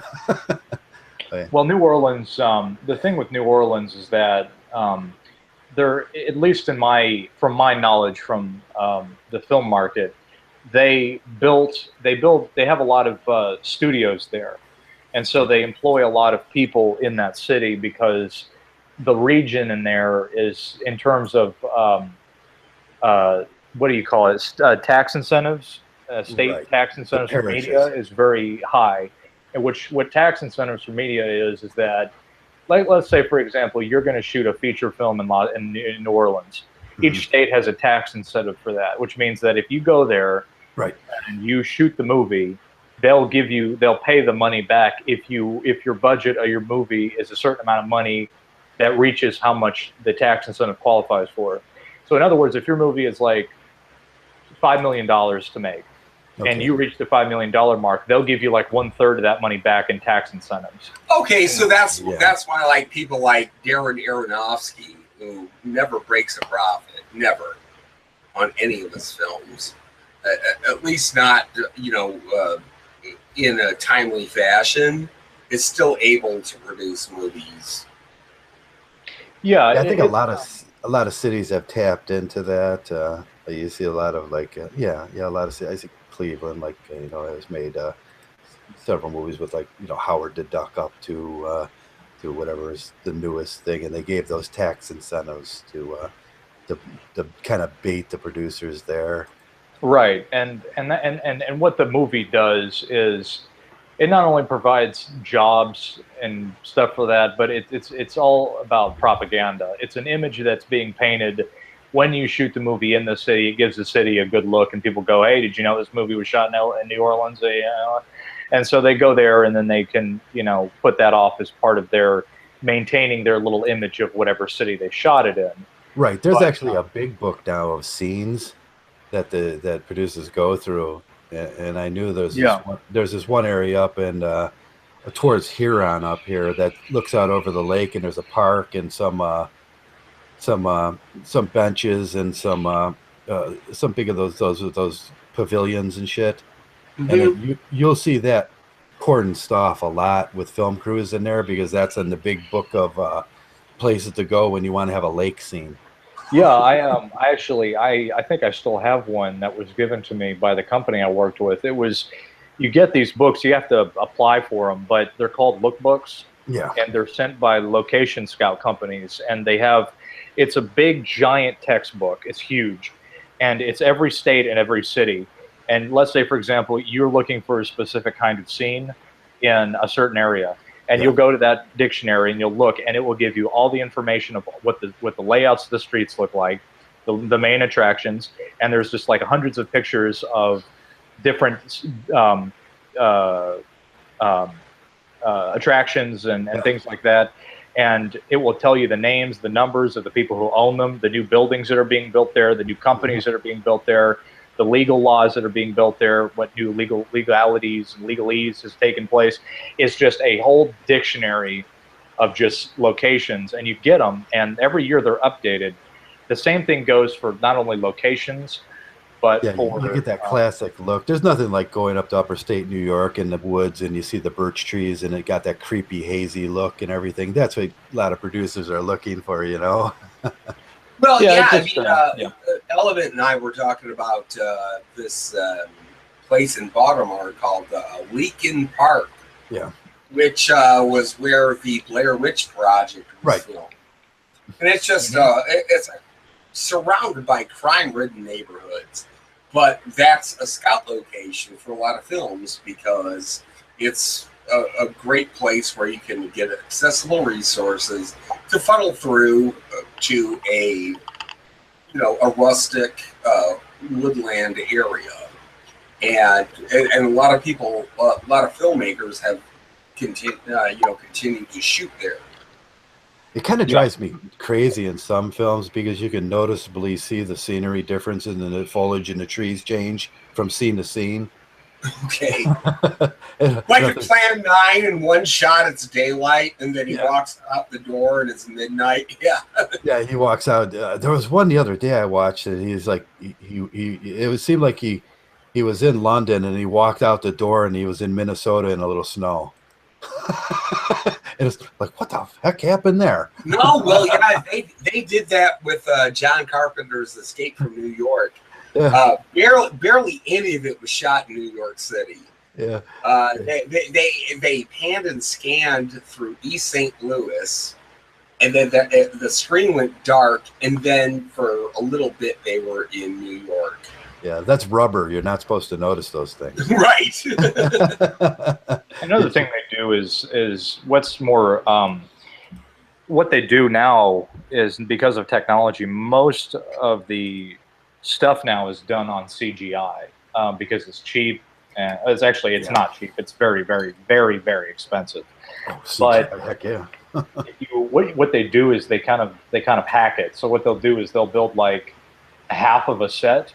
So let's say, for example, you're filming a location and you want the location to go into like another dimension or something crazy, like a sci-fi movie. Yeah. What they'll do is they'll build the actual physical structure, but they'll line it with what they call blue screen, which is a little bit better for chroma key on a CGI template.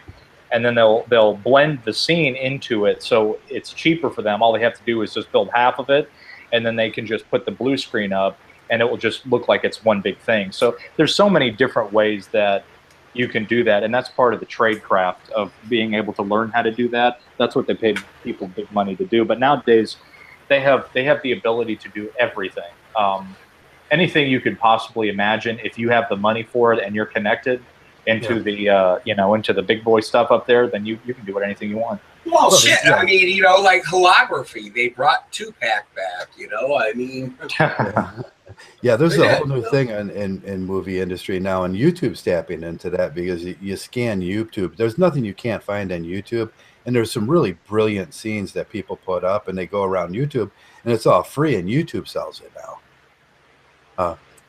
If you make a video, like I have some film work in my videos and everything, and they like it, all of a sudden it might end up in a movie, and you're not making nothing for it. It's just free resource now. You see a lot of that going on now too. One thing I remember is when I first got started, you have to work your way into that business from the bottom up, and you have to, the independent feature film market is just, it is very, very difficult to get anywhere. It's really not worth it because that business period is not worth getting into because it's an exclusive club period. Well, it's like what happened with comic books. Exactly. You can't just start, printing out your own title and hope that it would get somewhere. I know you. Go on. Yeah, I was just saying that it's one. When I got into it, I liked it because I got into it I was a film producer, and I liked it because of the business acumen that was so. I liked how the business was like you could do 150 different things all in one. It's not like you go and you only do this.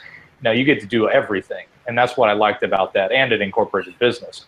Sure. But the problem with that is if you don't have several $100 million and you're starting out on the bottom level, you're not going to get nothing done. And I don't have that kind of money. So, you're ending up being along and lumped in with all the other people who think they're going to go and, make it. And they don't, because they don't know how the business really works and they don't have the right connections. And then usually what ends up happening is you find out that the people who want to make it in that business, they have to do things they don't necessarily thought that they would have to do that are completely unrelated to the film business, and that turns most people off.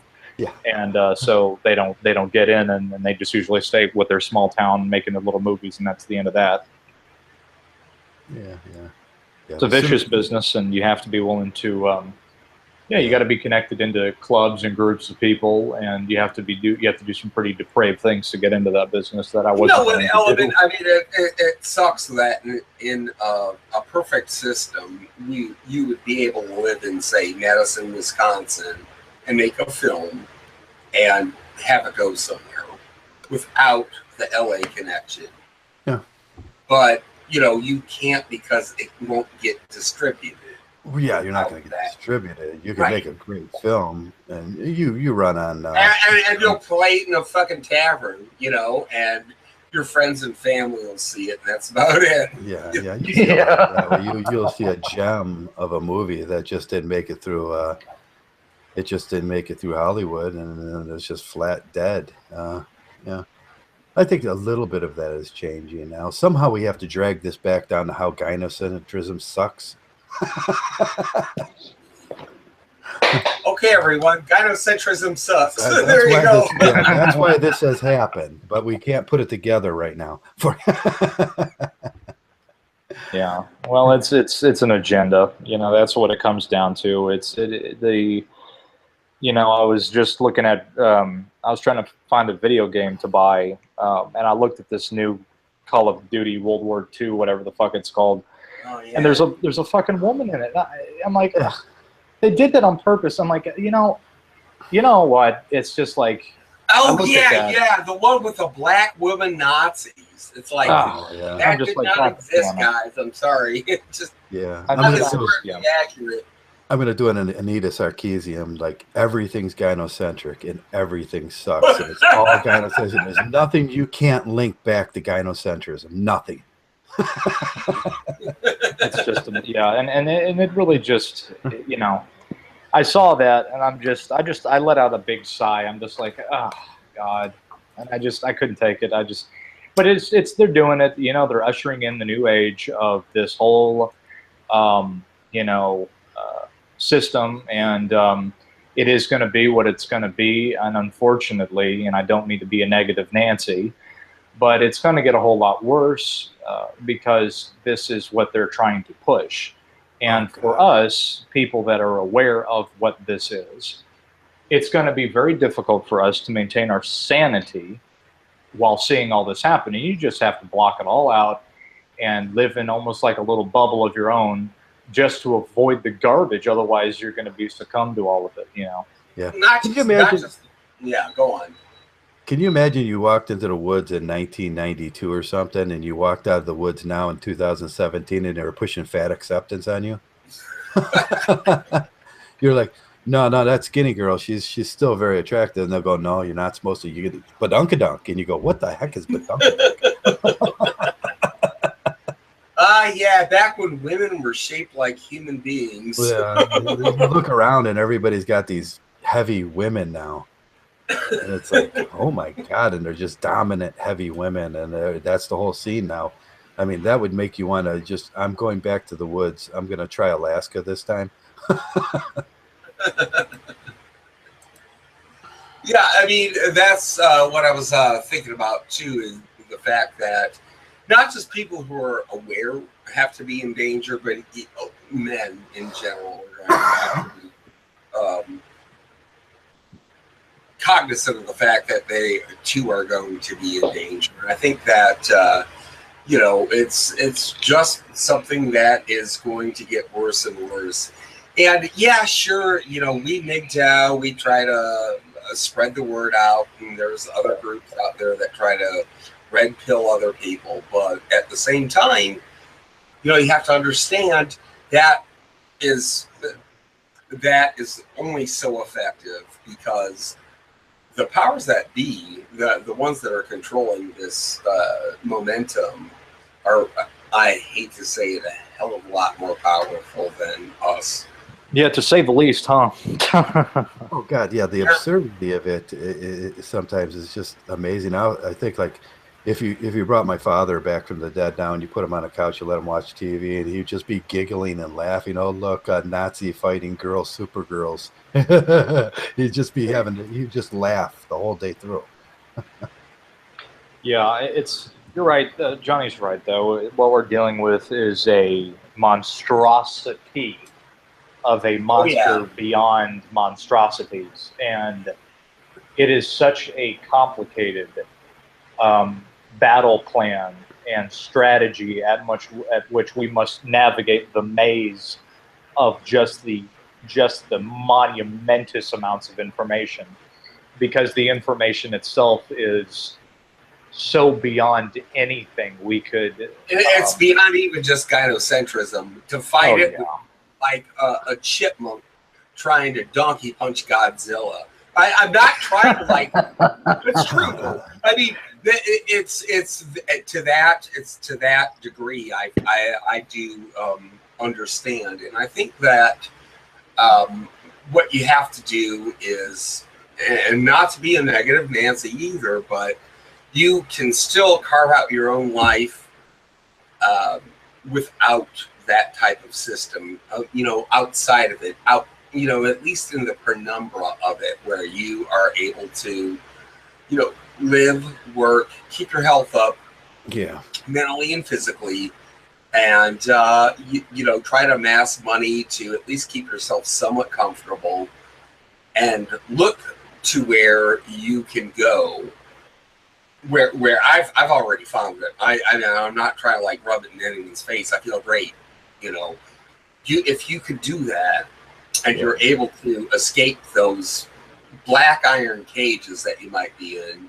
Right. There are still areas you can go to. There are very low populated. I mean, especially from the north up to Canada and into Canada. You could still. You have to. Well, you don't even have to go that far. I mean, you could still carve out that. You could still MGTOW monk in plain sight, even in a city. You just have to understand what you. Just treat this world like a salad bar. Take what you like and don't put any horseradish on it if you don't want it. Yeah, you can go into the best place to ghost is probably in this. If you want to hide, the best place to hide is in a big metropolis where there's a lot of people, because that makes it so hard to find anybody. And you got apartments, double houses and stuff like that, or they're everywhere that people are just begging you, hey, $400 a month, you can have it today, and you don't even have to sign no paperwork. Sure. I'm gonna have to. This is just on a side note. I have to go to the dentist this week. I have a cavity that needs to be filled. Isn't that fun? Yeah, I hate them. I actually like the dentist, believe it or not. I know it sounds crazy, but I actually enjoy going to the dentist. It's kind of therapeutic for me. Yeah, is that a cavity that the dentist has been working on for since you're a kid? No. No, I never get cavities. I take very good care of my teeth, but sometimes I had this, that's not important, but I don't get, a lot of cavities, but. No, I got these 4 cavities that some quack dentist worked on when I was a kid, and that's the same place that every dentist since then has been working on. Oh, I see, because he screwed it up from the beginning. And, God. So there's some 4 teeth that I know that sooner or later they're going to need repairs. Yeah, well, they'll screw it up more so they keep you coming back. Yeah, it's a recidivism dentistry. Yeah, there was big articles about recidivism dentistry, how they would do that to kids back in the 80s and stuff, and all of a sudden, they know you're going to be back every 2 years to fix that tooth. Well, Element's right. The dentist does really try to calm you down. They'll paint it with generator green walls, and they'll spray out orange mint scents for aromatherapy. I love that smell. I love that. And they'll play Joe Jackson music, "Stepping Up Tonight." Monday morning. Yeah, the mamas and papas. Your teeth are just getting Monday morning.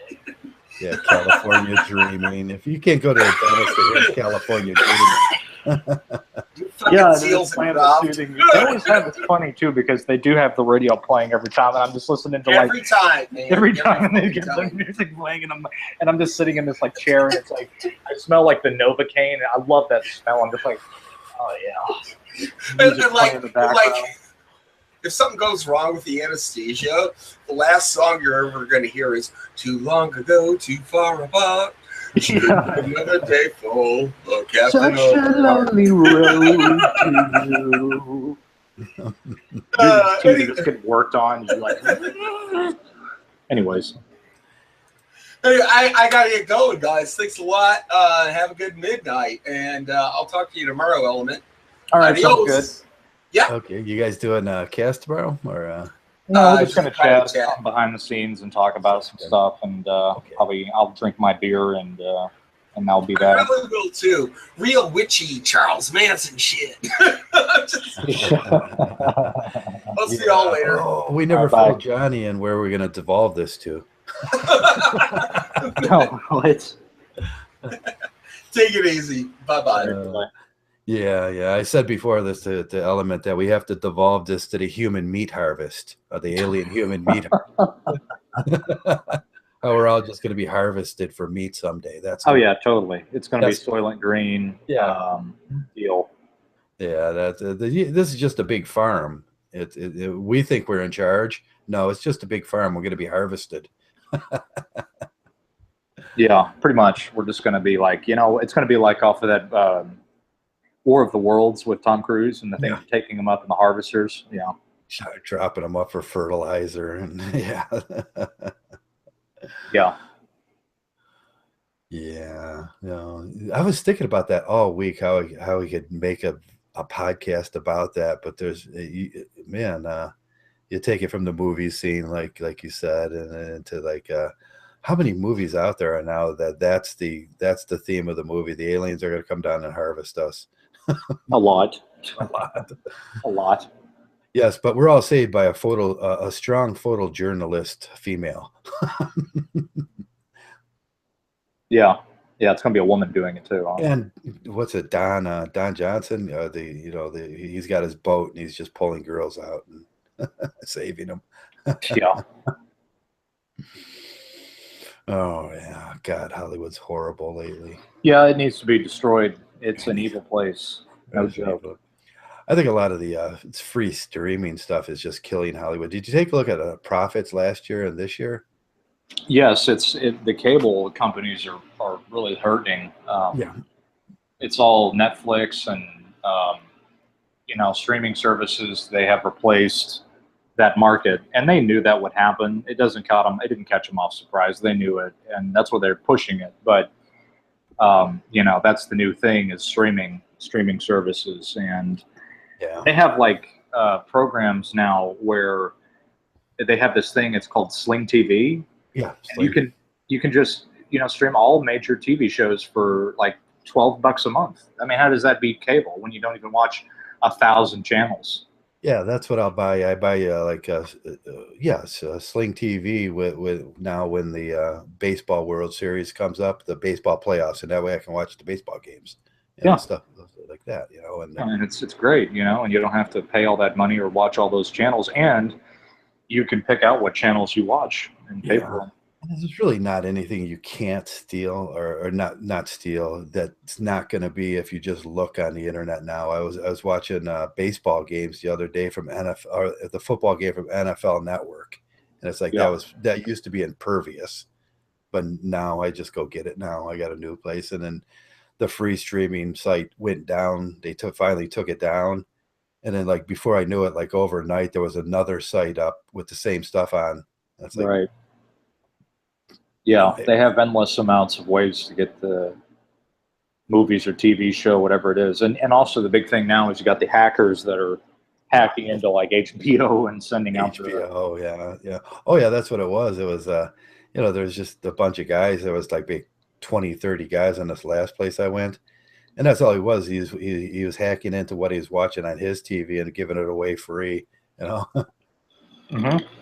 Okay, fine. I'll watch. Thanks. I'm not breaking any laws because I own the internet and I pay for it. And if it's on there, I'll tap into that.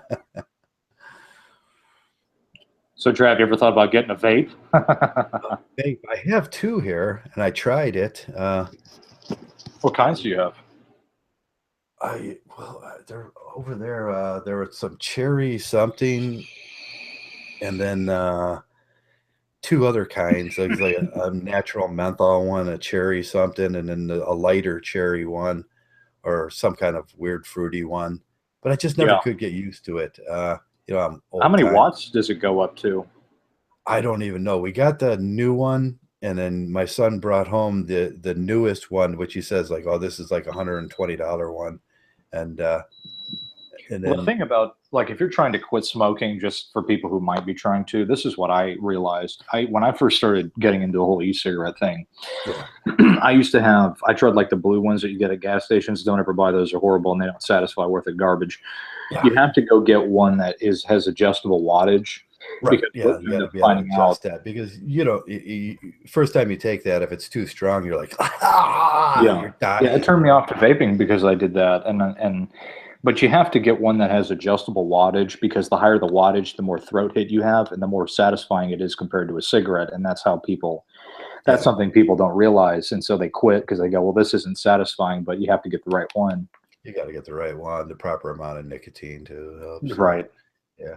I'd be just, you know what I do? You probably heard me. I just slice up some ginger while I'm talking on here, and then put a piece of ginger in my mouth and just kind of do that while I'm talking to keep me from lighting a cigarette if I don't do that, I light a cigarette every like couple minutes. And I have this big purple bud here. Yeah, smoking is it takes a little bit time to quit, but if you can, e-cigarettes are a good way to do that. Yeah. My son, he did drop off a couple buds for me. One's purple and one's like really green the other day. Oh, wow. And they're low in THC and high into CBCs. Mm-hmm. And we still can't get that in Ohio. And yeah, it's like dying to try it out. Like that is the first time like I've ever seen it. Like here, you can still go to jail for having marijuana. right. But I did get some low THC stuff delivered. Nice. Nice, yeah. Yeah. I got to get a vapor for that now. Yeah, you got to get all the whole new technology. Yeah, the CBC vapors. Now that was interesting. I was online like asking about that, about the CBC vapors and the oil. Mm-hmm. But there's a certain kind you have to buy with the high, like you were saying, the high wattage. Yeah. And then it has to be some certain drum in there or something. I'm not sure what it is. I'm behind times on this shit. Yeah. Yeah, I'm like a 14-year-old kid dabbling in pot. What is this? What is this? Yeah. Yeah. So all my life I was dead set against marijuana and any drugs. You know, most of my life I was what I was in life. So you know, I was dead set against all that stuff. But I can see the pluses of it now. Yeah. Especially for like arthritis and old people get tension. Yeah, that's true. Not that I'm old. You just get that certain tension in your legs, and it makes it uncomfortable if you walk. If I do some of this this high CBC stuff with the low THC, it's like it doesn't even exist in like seconds. Mm-hmm. Yeah. Yeah, the only drug I do is alcohol. That's all I got. Yeah. That's all I got. Yeah, I still like my beer, and that's not a drug. Anybody that says that beer is a drug gets kicked off of this chat. You're banned immediately. Joey, yeah, anybody that says beer is a drug, you just kick them off. It's like, yeah, that's what they push, right? Yeah, but beer is. I bought a. We're going to try to brew our own beer here soon. So I bought a beer brewing kit, and my son's You gonna brew any stouts and porters? That's what I'm shooting for, a nice porter. But there's certain things you have to do and learn how to do that first. So make small batches at first, and then right. Get up, and then so that was an interest of mine. My son wants to do it actually, so you know I always say go for it because it teaches young kids, you know, the science of beer making, which is you know the science of beer making. Once you can incorporate that into other sciences in life.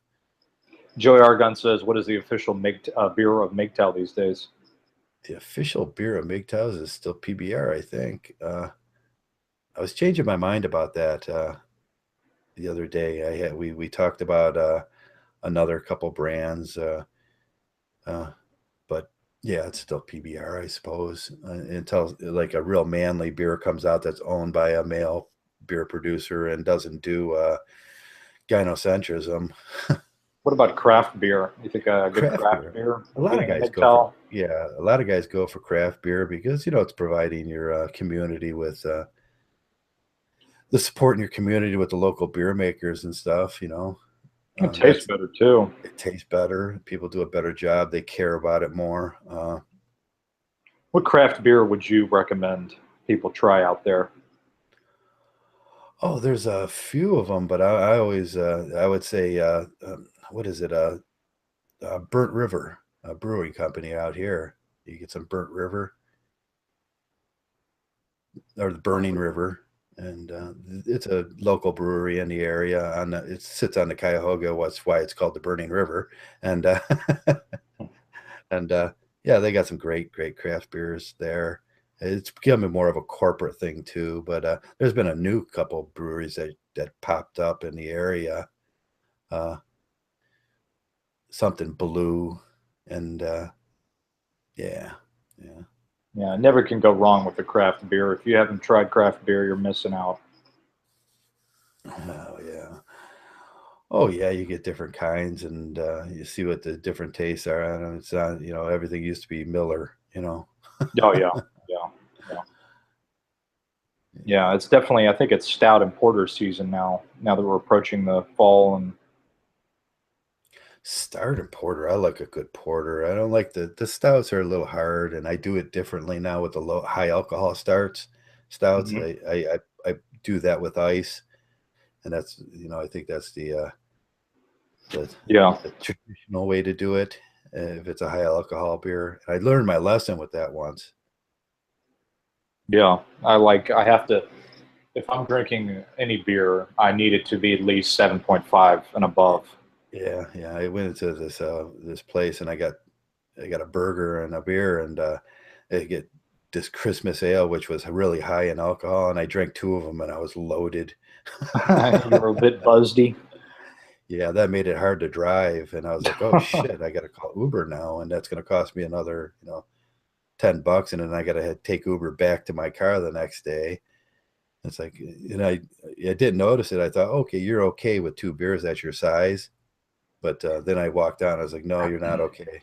I And say then that if I say a good craft beer for MGTOWs, and it's an expensive beer, but not unaffordable, is Founders. Founders. And it's owned by a dude, so it's owned by two guys actually, um, and they make their beers are so good. You've got to try one if you can get your hands on them. They're delicious. They're like the Cadillac of beers. They're delicious, Yeah, in the craft sense. yeah. I like that place. It used to be one of my favorite, but I think they're a major company now. Is a Chippewa up by Johnny's, where Johnny lives up there in Minnesota. It was they have the lemons in the beers, and it was like, yeah, that was pretty good. My favorite beer all time. We used to do the beer runs around every state and everything, and I found that New York porters, northern New York porters, there's something there that can't be emulated with beer. Yeah. It, it's just they do it right, and something about the hops they get up there, or something, or the wheat and the burnt hops, something is just better. Veritek says, Element, do you like Belgian ales? Well, I actually, one of the best Belgian ales I've had is the Mar de Sauce, I think that's what it's called, and it's delicious. It's Yeah. called this Now, Mar de Sauce Blonde Abbey Belgian Ale. is that all under the German beer laws? I don't know, but it's very good. It's very good tasting beer. Mm. Always like trying new beers. I like these, like Dab for German beer. Dab was good for if you go into a Polish restaurant and you had like some Polish food, and you get a dab with it. Dab. Yeah. Yeah, yeah. There's so many. God, you go into a store now, and you like you got a choice of probably 200 beers now. It's just a beautiful thing. Choice is everything in America. Yeah. There's so much choice that it's almost like your mission is to make sure that you choose all the choices. Yeah. Now there's a bright shining light over in the corner where you still get a 12-pack of PBR for like $12. Yeah, it's like, okay, there it is. It kind of glows, and it's like PBR. It's whispering to you like, I'm over here. I'm over here, Joe. Don't do that. PBR me. Yeah. Joey, I think of the Crossroads District as just lightweight. Lightweights. Okay. Yeah, I think we're coming to the end on this now. And where is SFM? Did the feminists kidnap him? We might need to send a recon squad over there and check it out. Yeah, first Marcus disappears for a while. Now SFM disappears. What the hell is going on here? Pretty soon we'll all just disappear, and we're going to be in some feminist work camp somewhere. I'm gonna make sure to bring like a compass, and I'm gonna stick it in my waistband. Yeah, you got to like put a piece of metal underneath your skin so you can pick the locks. Escape.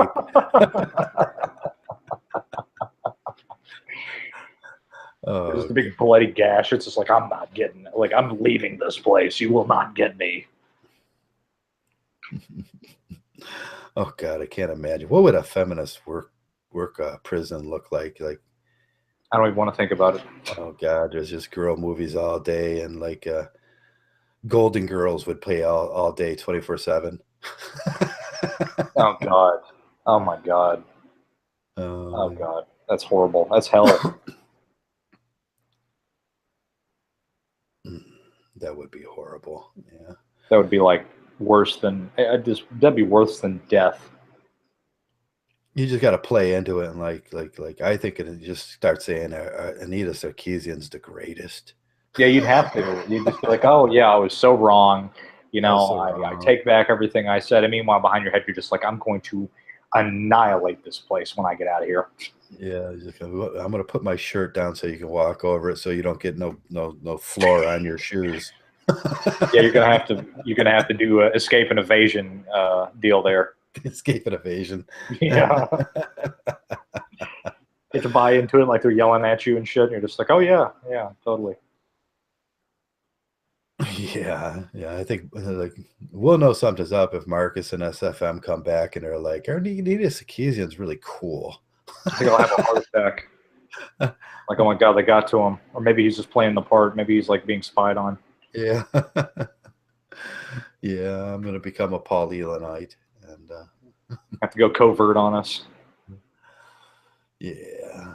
So yeah, it's we're boiling this down. We never got to the human meat thing. Yeah, but maybe we can talk about alien harvesting real quick.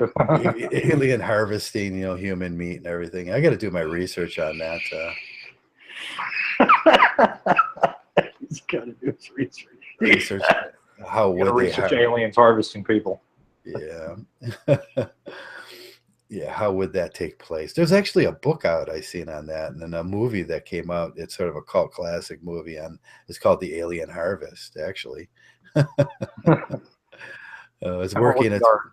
It's working its way into that the New Ageism, like a blend, Alien Harvest Christianity blend. Well, that's a very interesting combination. Oh. Yeah, I did watch a great movie this week, but I can't remember what it was called. It was about the New Ageism blend and these people that were into these New Age groups, and then they started having horrible things happen to them, and their minds popped, and yeah.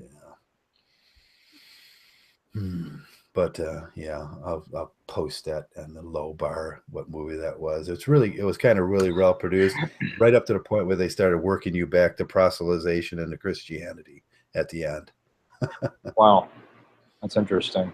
So they went it from one spectrum to the next. The whole thing landed you out like with Kirk Cameron sitting next to you. Oh, that's great. That's real great. And God damn it, Kirk Cameron, you still owe me $3.20 for Tribulation Force. Yeah, you do. I want my money back. I'm going to sue. I want my money back. You can go to his house and like protest outside of his front door. Yeah, there's growing interest on that, Kurt. Just put an inverted cross in his front yard. I want to burn a cross on Kirk Cameron's front yard. I did. I bought Tribulation Force because it had a great cover. Yeah. And I didn't notice the name. It like had some guy standing there like with a sword chopping off heads or something with fire going. And then all of a sudden it's like I'm watching it and like this is a Christian movie. I was like, damn, they got me. I got Kirk Cameron. Yeah, they got you. He had a few of those out. Who's the new guy that does that now? They do the Christian movies. Oh, that's that country guy. Oh, who? The westerns. They're doing all the westerns, and then they're Christianizing you while they do the westerns. Trace Atkins. Oh, really? Oh yeah, the Trace Atkins is the new Kirk Cameron. Oh God. I won't be watching any of that then. Yeah, they do it through the western, work you up and then make you into a disciple of Jesus. Then you gotta worship Jesus. Yeah, that by the end you're like, yeah. Yeah. They're getting better at their craft. Proselytization in Hollywood is with the they used to be the Christians are really getting good at that. They know exactly what to go for now. Oh yeah, they got the market capped on that. Yeah, they're going to be doing alt-right like movies now that's going to Christianize you, bring you back. Yes, you have to get everybody back to the plantation. Yeah, because the anti-MGTOW movies. I can't wait till the first anti-MGTOW movie comes out. It'll be a ritual burning of it too. Yeah, there'll be a ritual burning. Yeah, everybody will have to partake in it. It'll be a sacrifice ceremony. Yeah, that might be the name, ritual burning, anti-MGTOW. Yeah, probably. We'll come up with something. Yeah, they'll pose us as like gay zombie aliens or something. Yeah, it'll be like a really low independent feature. Low independent. Yeah. The makeup will kind of it'll be really bad and blotchy and shit. Really bad, yeah. The camera will be like the cutscenes will be so fast that you won't even see like what's actually happening in the movie. Oh, good. The editor was like a guy straight out of like editing school. He doesn't know what he's doing. What's the name of that editor cut? Yeah, couldn't afford that one, could you? The transition. No color correction at all. Okay. Yeah. So CMGTO. What is CMG? Oh, Christian men going. There is a CMGTOW now, isn't there? There's a large group of Christian men out there that are MGTOWs. We rarely see them around our area. Oh yeah, they're not going to come here. No, once in a while they kind of reach out and try to grab one of us, and they pull the Isaiah 1:8 or 1:7, and try to tell you how that's like so MGTOW, and that was with Paul. Yeah, is it Isaiah 1:7 or is it Corinthians 1:7? Yeah, they'll put it in big bold letters in the intro in the beginning of their video. Oh yeah. Got to watch out for those. Yeah, they're Kirk Cameroning us in MGTOW now too. We're just getting attacked. This is like a D-Day attack here going on.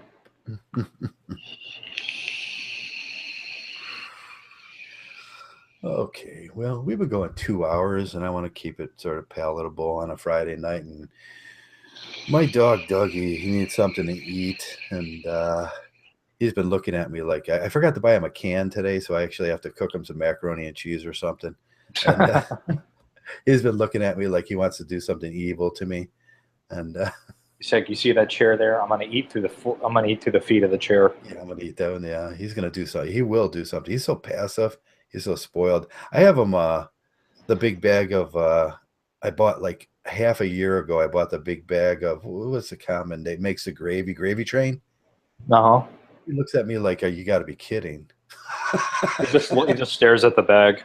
Yeah, he's like, no, it's got to come from a can. It's got to open up, and I got to hear the little lid clack, so I know I'm actually getting real substance. Real substance, yeah. He is so spoiled. Either that or human food. What kind of dog is it? It's like it's one of those miniature white fluffy ones. That's the breed. It's called a miniature white fluffy. Miniature white. I think they call it a Lepresso. I got it for free. It looks like a miniature Alaskan Husky. Oh, that's cool. And he's just a small Samoyed breed mix sort of thing, but he's from Italy. So he really likes spaghetti, and he likes my when I make the white sauce spaghetti. He just digs that. Yeah, my dog loves chicken and spaghetti. Chicken and spaghetti, yeah. I try to give it to like once a week. twice or twice, sometimes more. It depends on how much I eat spaghetti. But Right. I always look at them, and I look at other dogs out there, and like, what would you feel like if you never ate spaghetti in your life? You just would like, you'd look like you'd feel like you touched God. Yeah, well, first time you're like, oh, so Dougie gets spaghetti once a week now, Yeah. at least. Because then he wanted to eat his real food, and he's like, no, I want that. Yeah, that's the problem. They get spoiled is like, just get in front of that stove, bitch, and make me some spaghetti. And he starts acting like that. It's like, Jump on the countertop and like paw out the plate. Yeah. amazing. But yeah, I got to do something today. Yeah. For him, and until I make it to the grocery store, I don't know if I want to drive or call Uber. You might as well use Uber before they ban that here too, right? Yeah, pretty soon they're going to ban it. Well, in America, I don't know. In America, they're going to ban it overseas so they can make their own.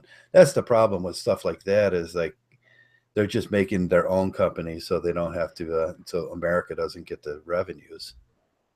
Yeah, that's where, the testing bed is there in the European market first.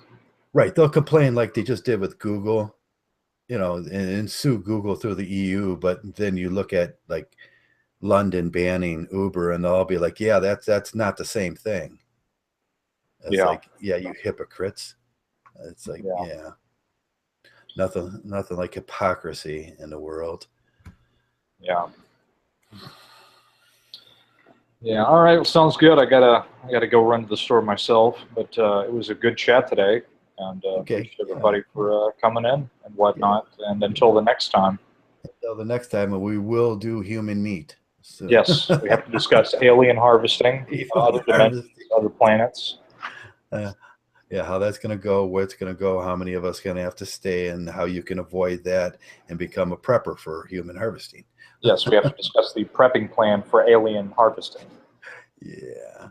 And with that, I think I'm going to wrap it up. And you guys take care, Joey and Jeff, and Men's Knowledge 101. And who else is in there? Whiskey and Nino and all the regular guys that come in. I want to say thanks for coming around. We had a good crowd today. RP and John. Hello, John Kramer, and Hetty Loki. Hello, Luke Kill. I don't know how to pronounce that, but you'll let me know someday. Veritech Ace and A Mind Apart. Who else is in here today? Savage, MGTOW. All you guys. I can't go all the way up to the top here. Everybody that showed up today, and thanks for coming around and listening to us jabber on about foolishness and MGTOW and the world on this Friday night. I hope you're having a great Friday night. Thanks a lot, everybody, for showing up. And with that, I'm going to shut it down. And most of all, thanks for being MGTOW. MGTOW.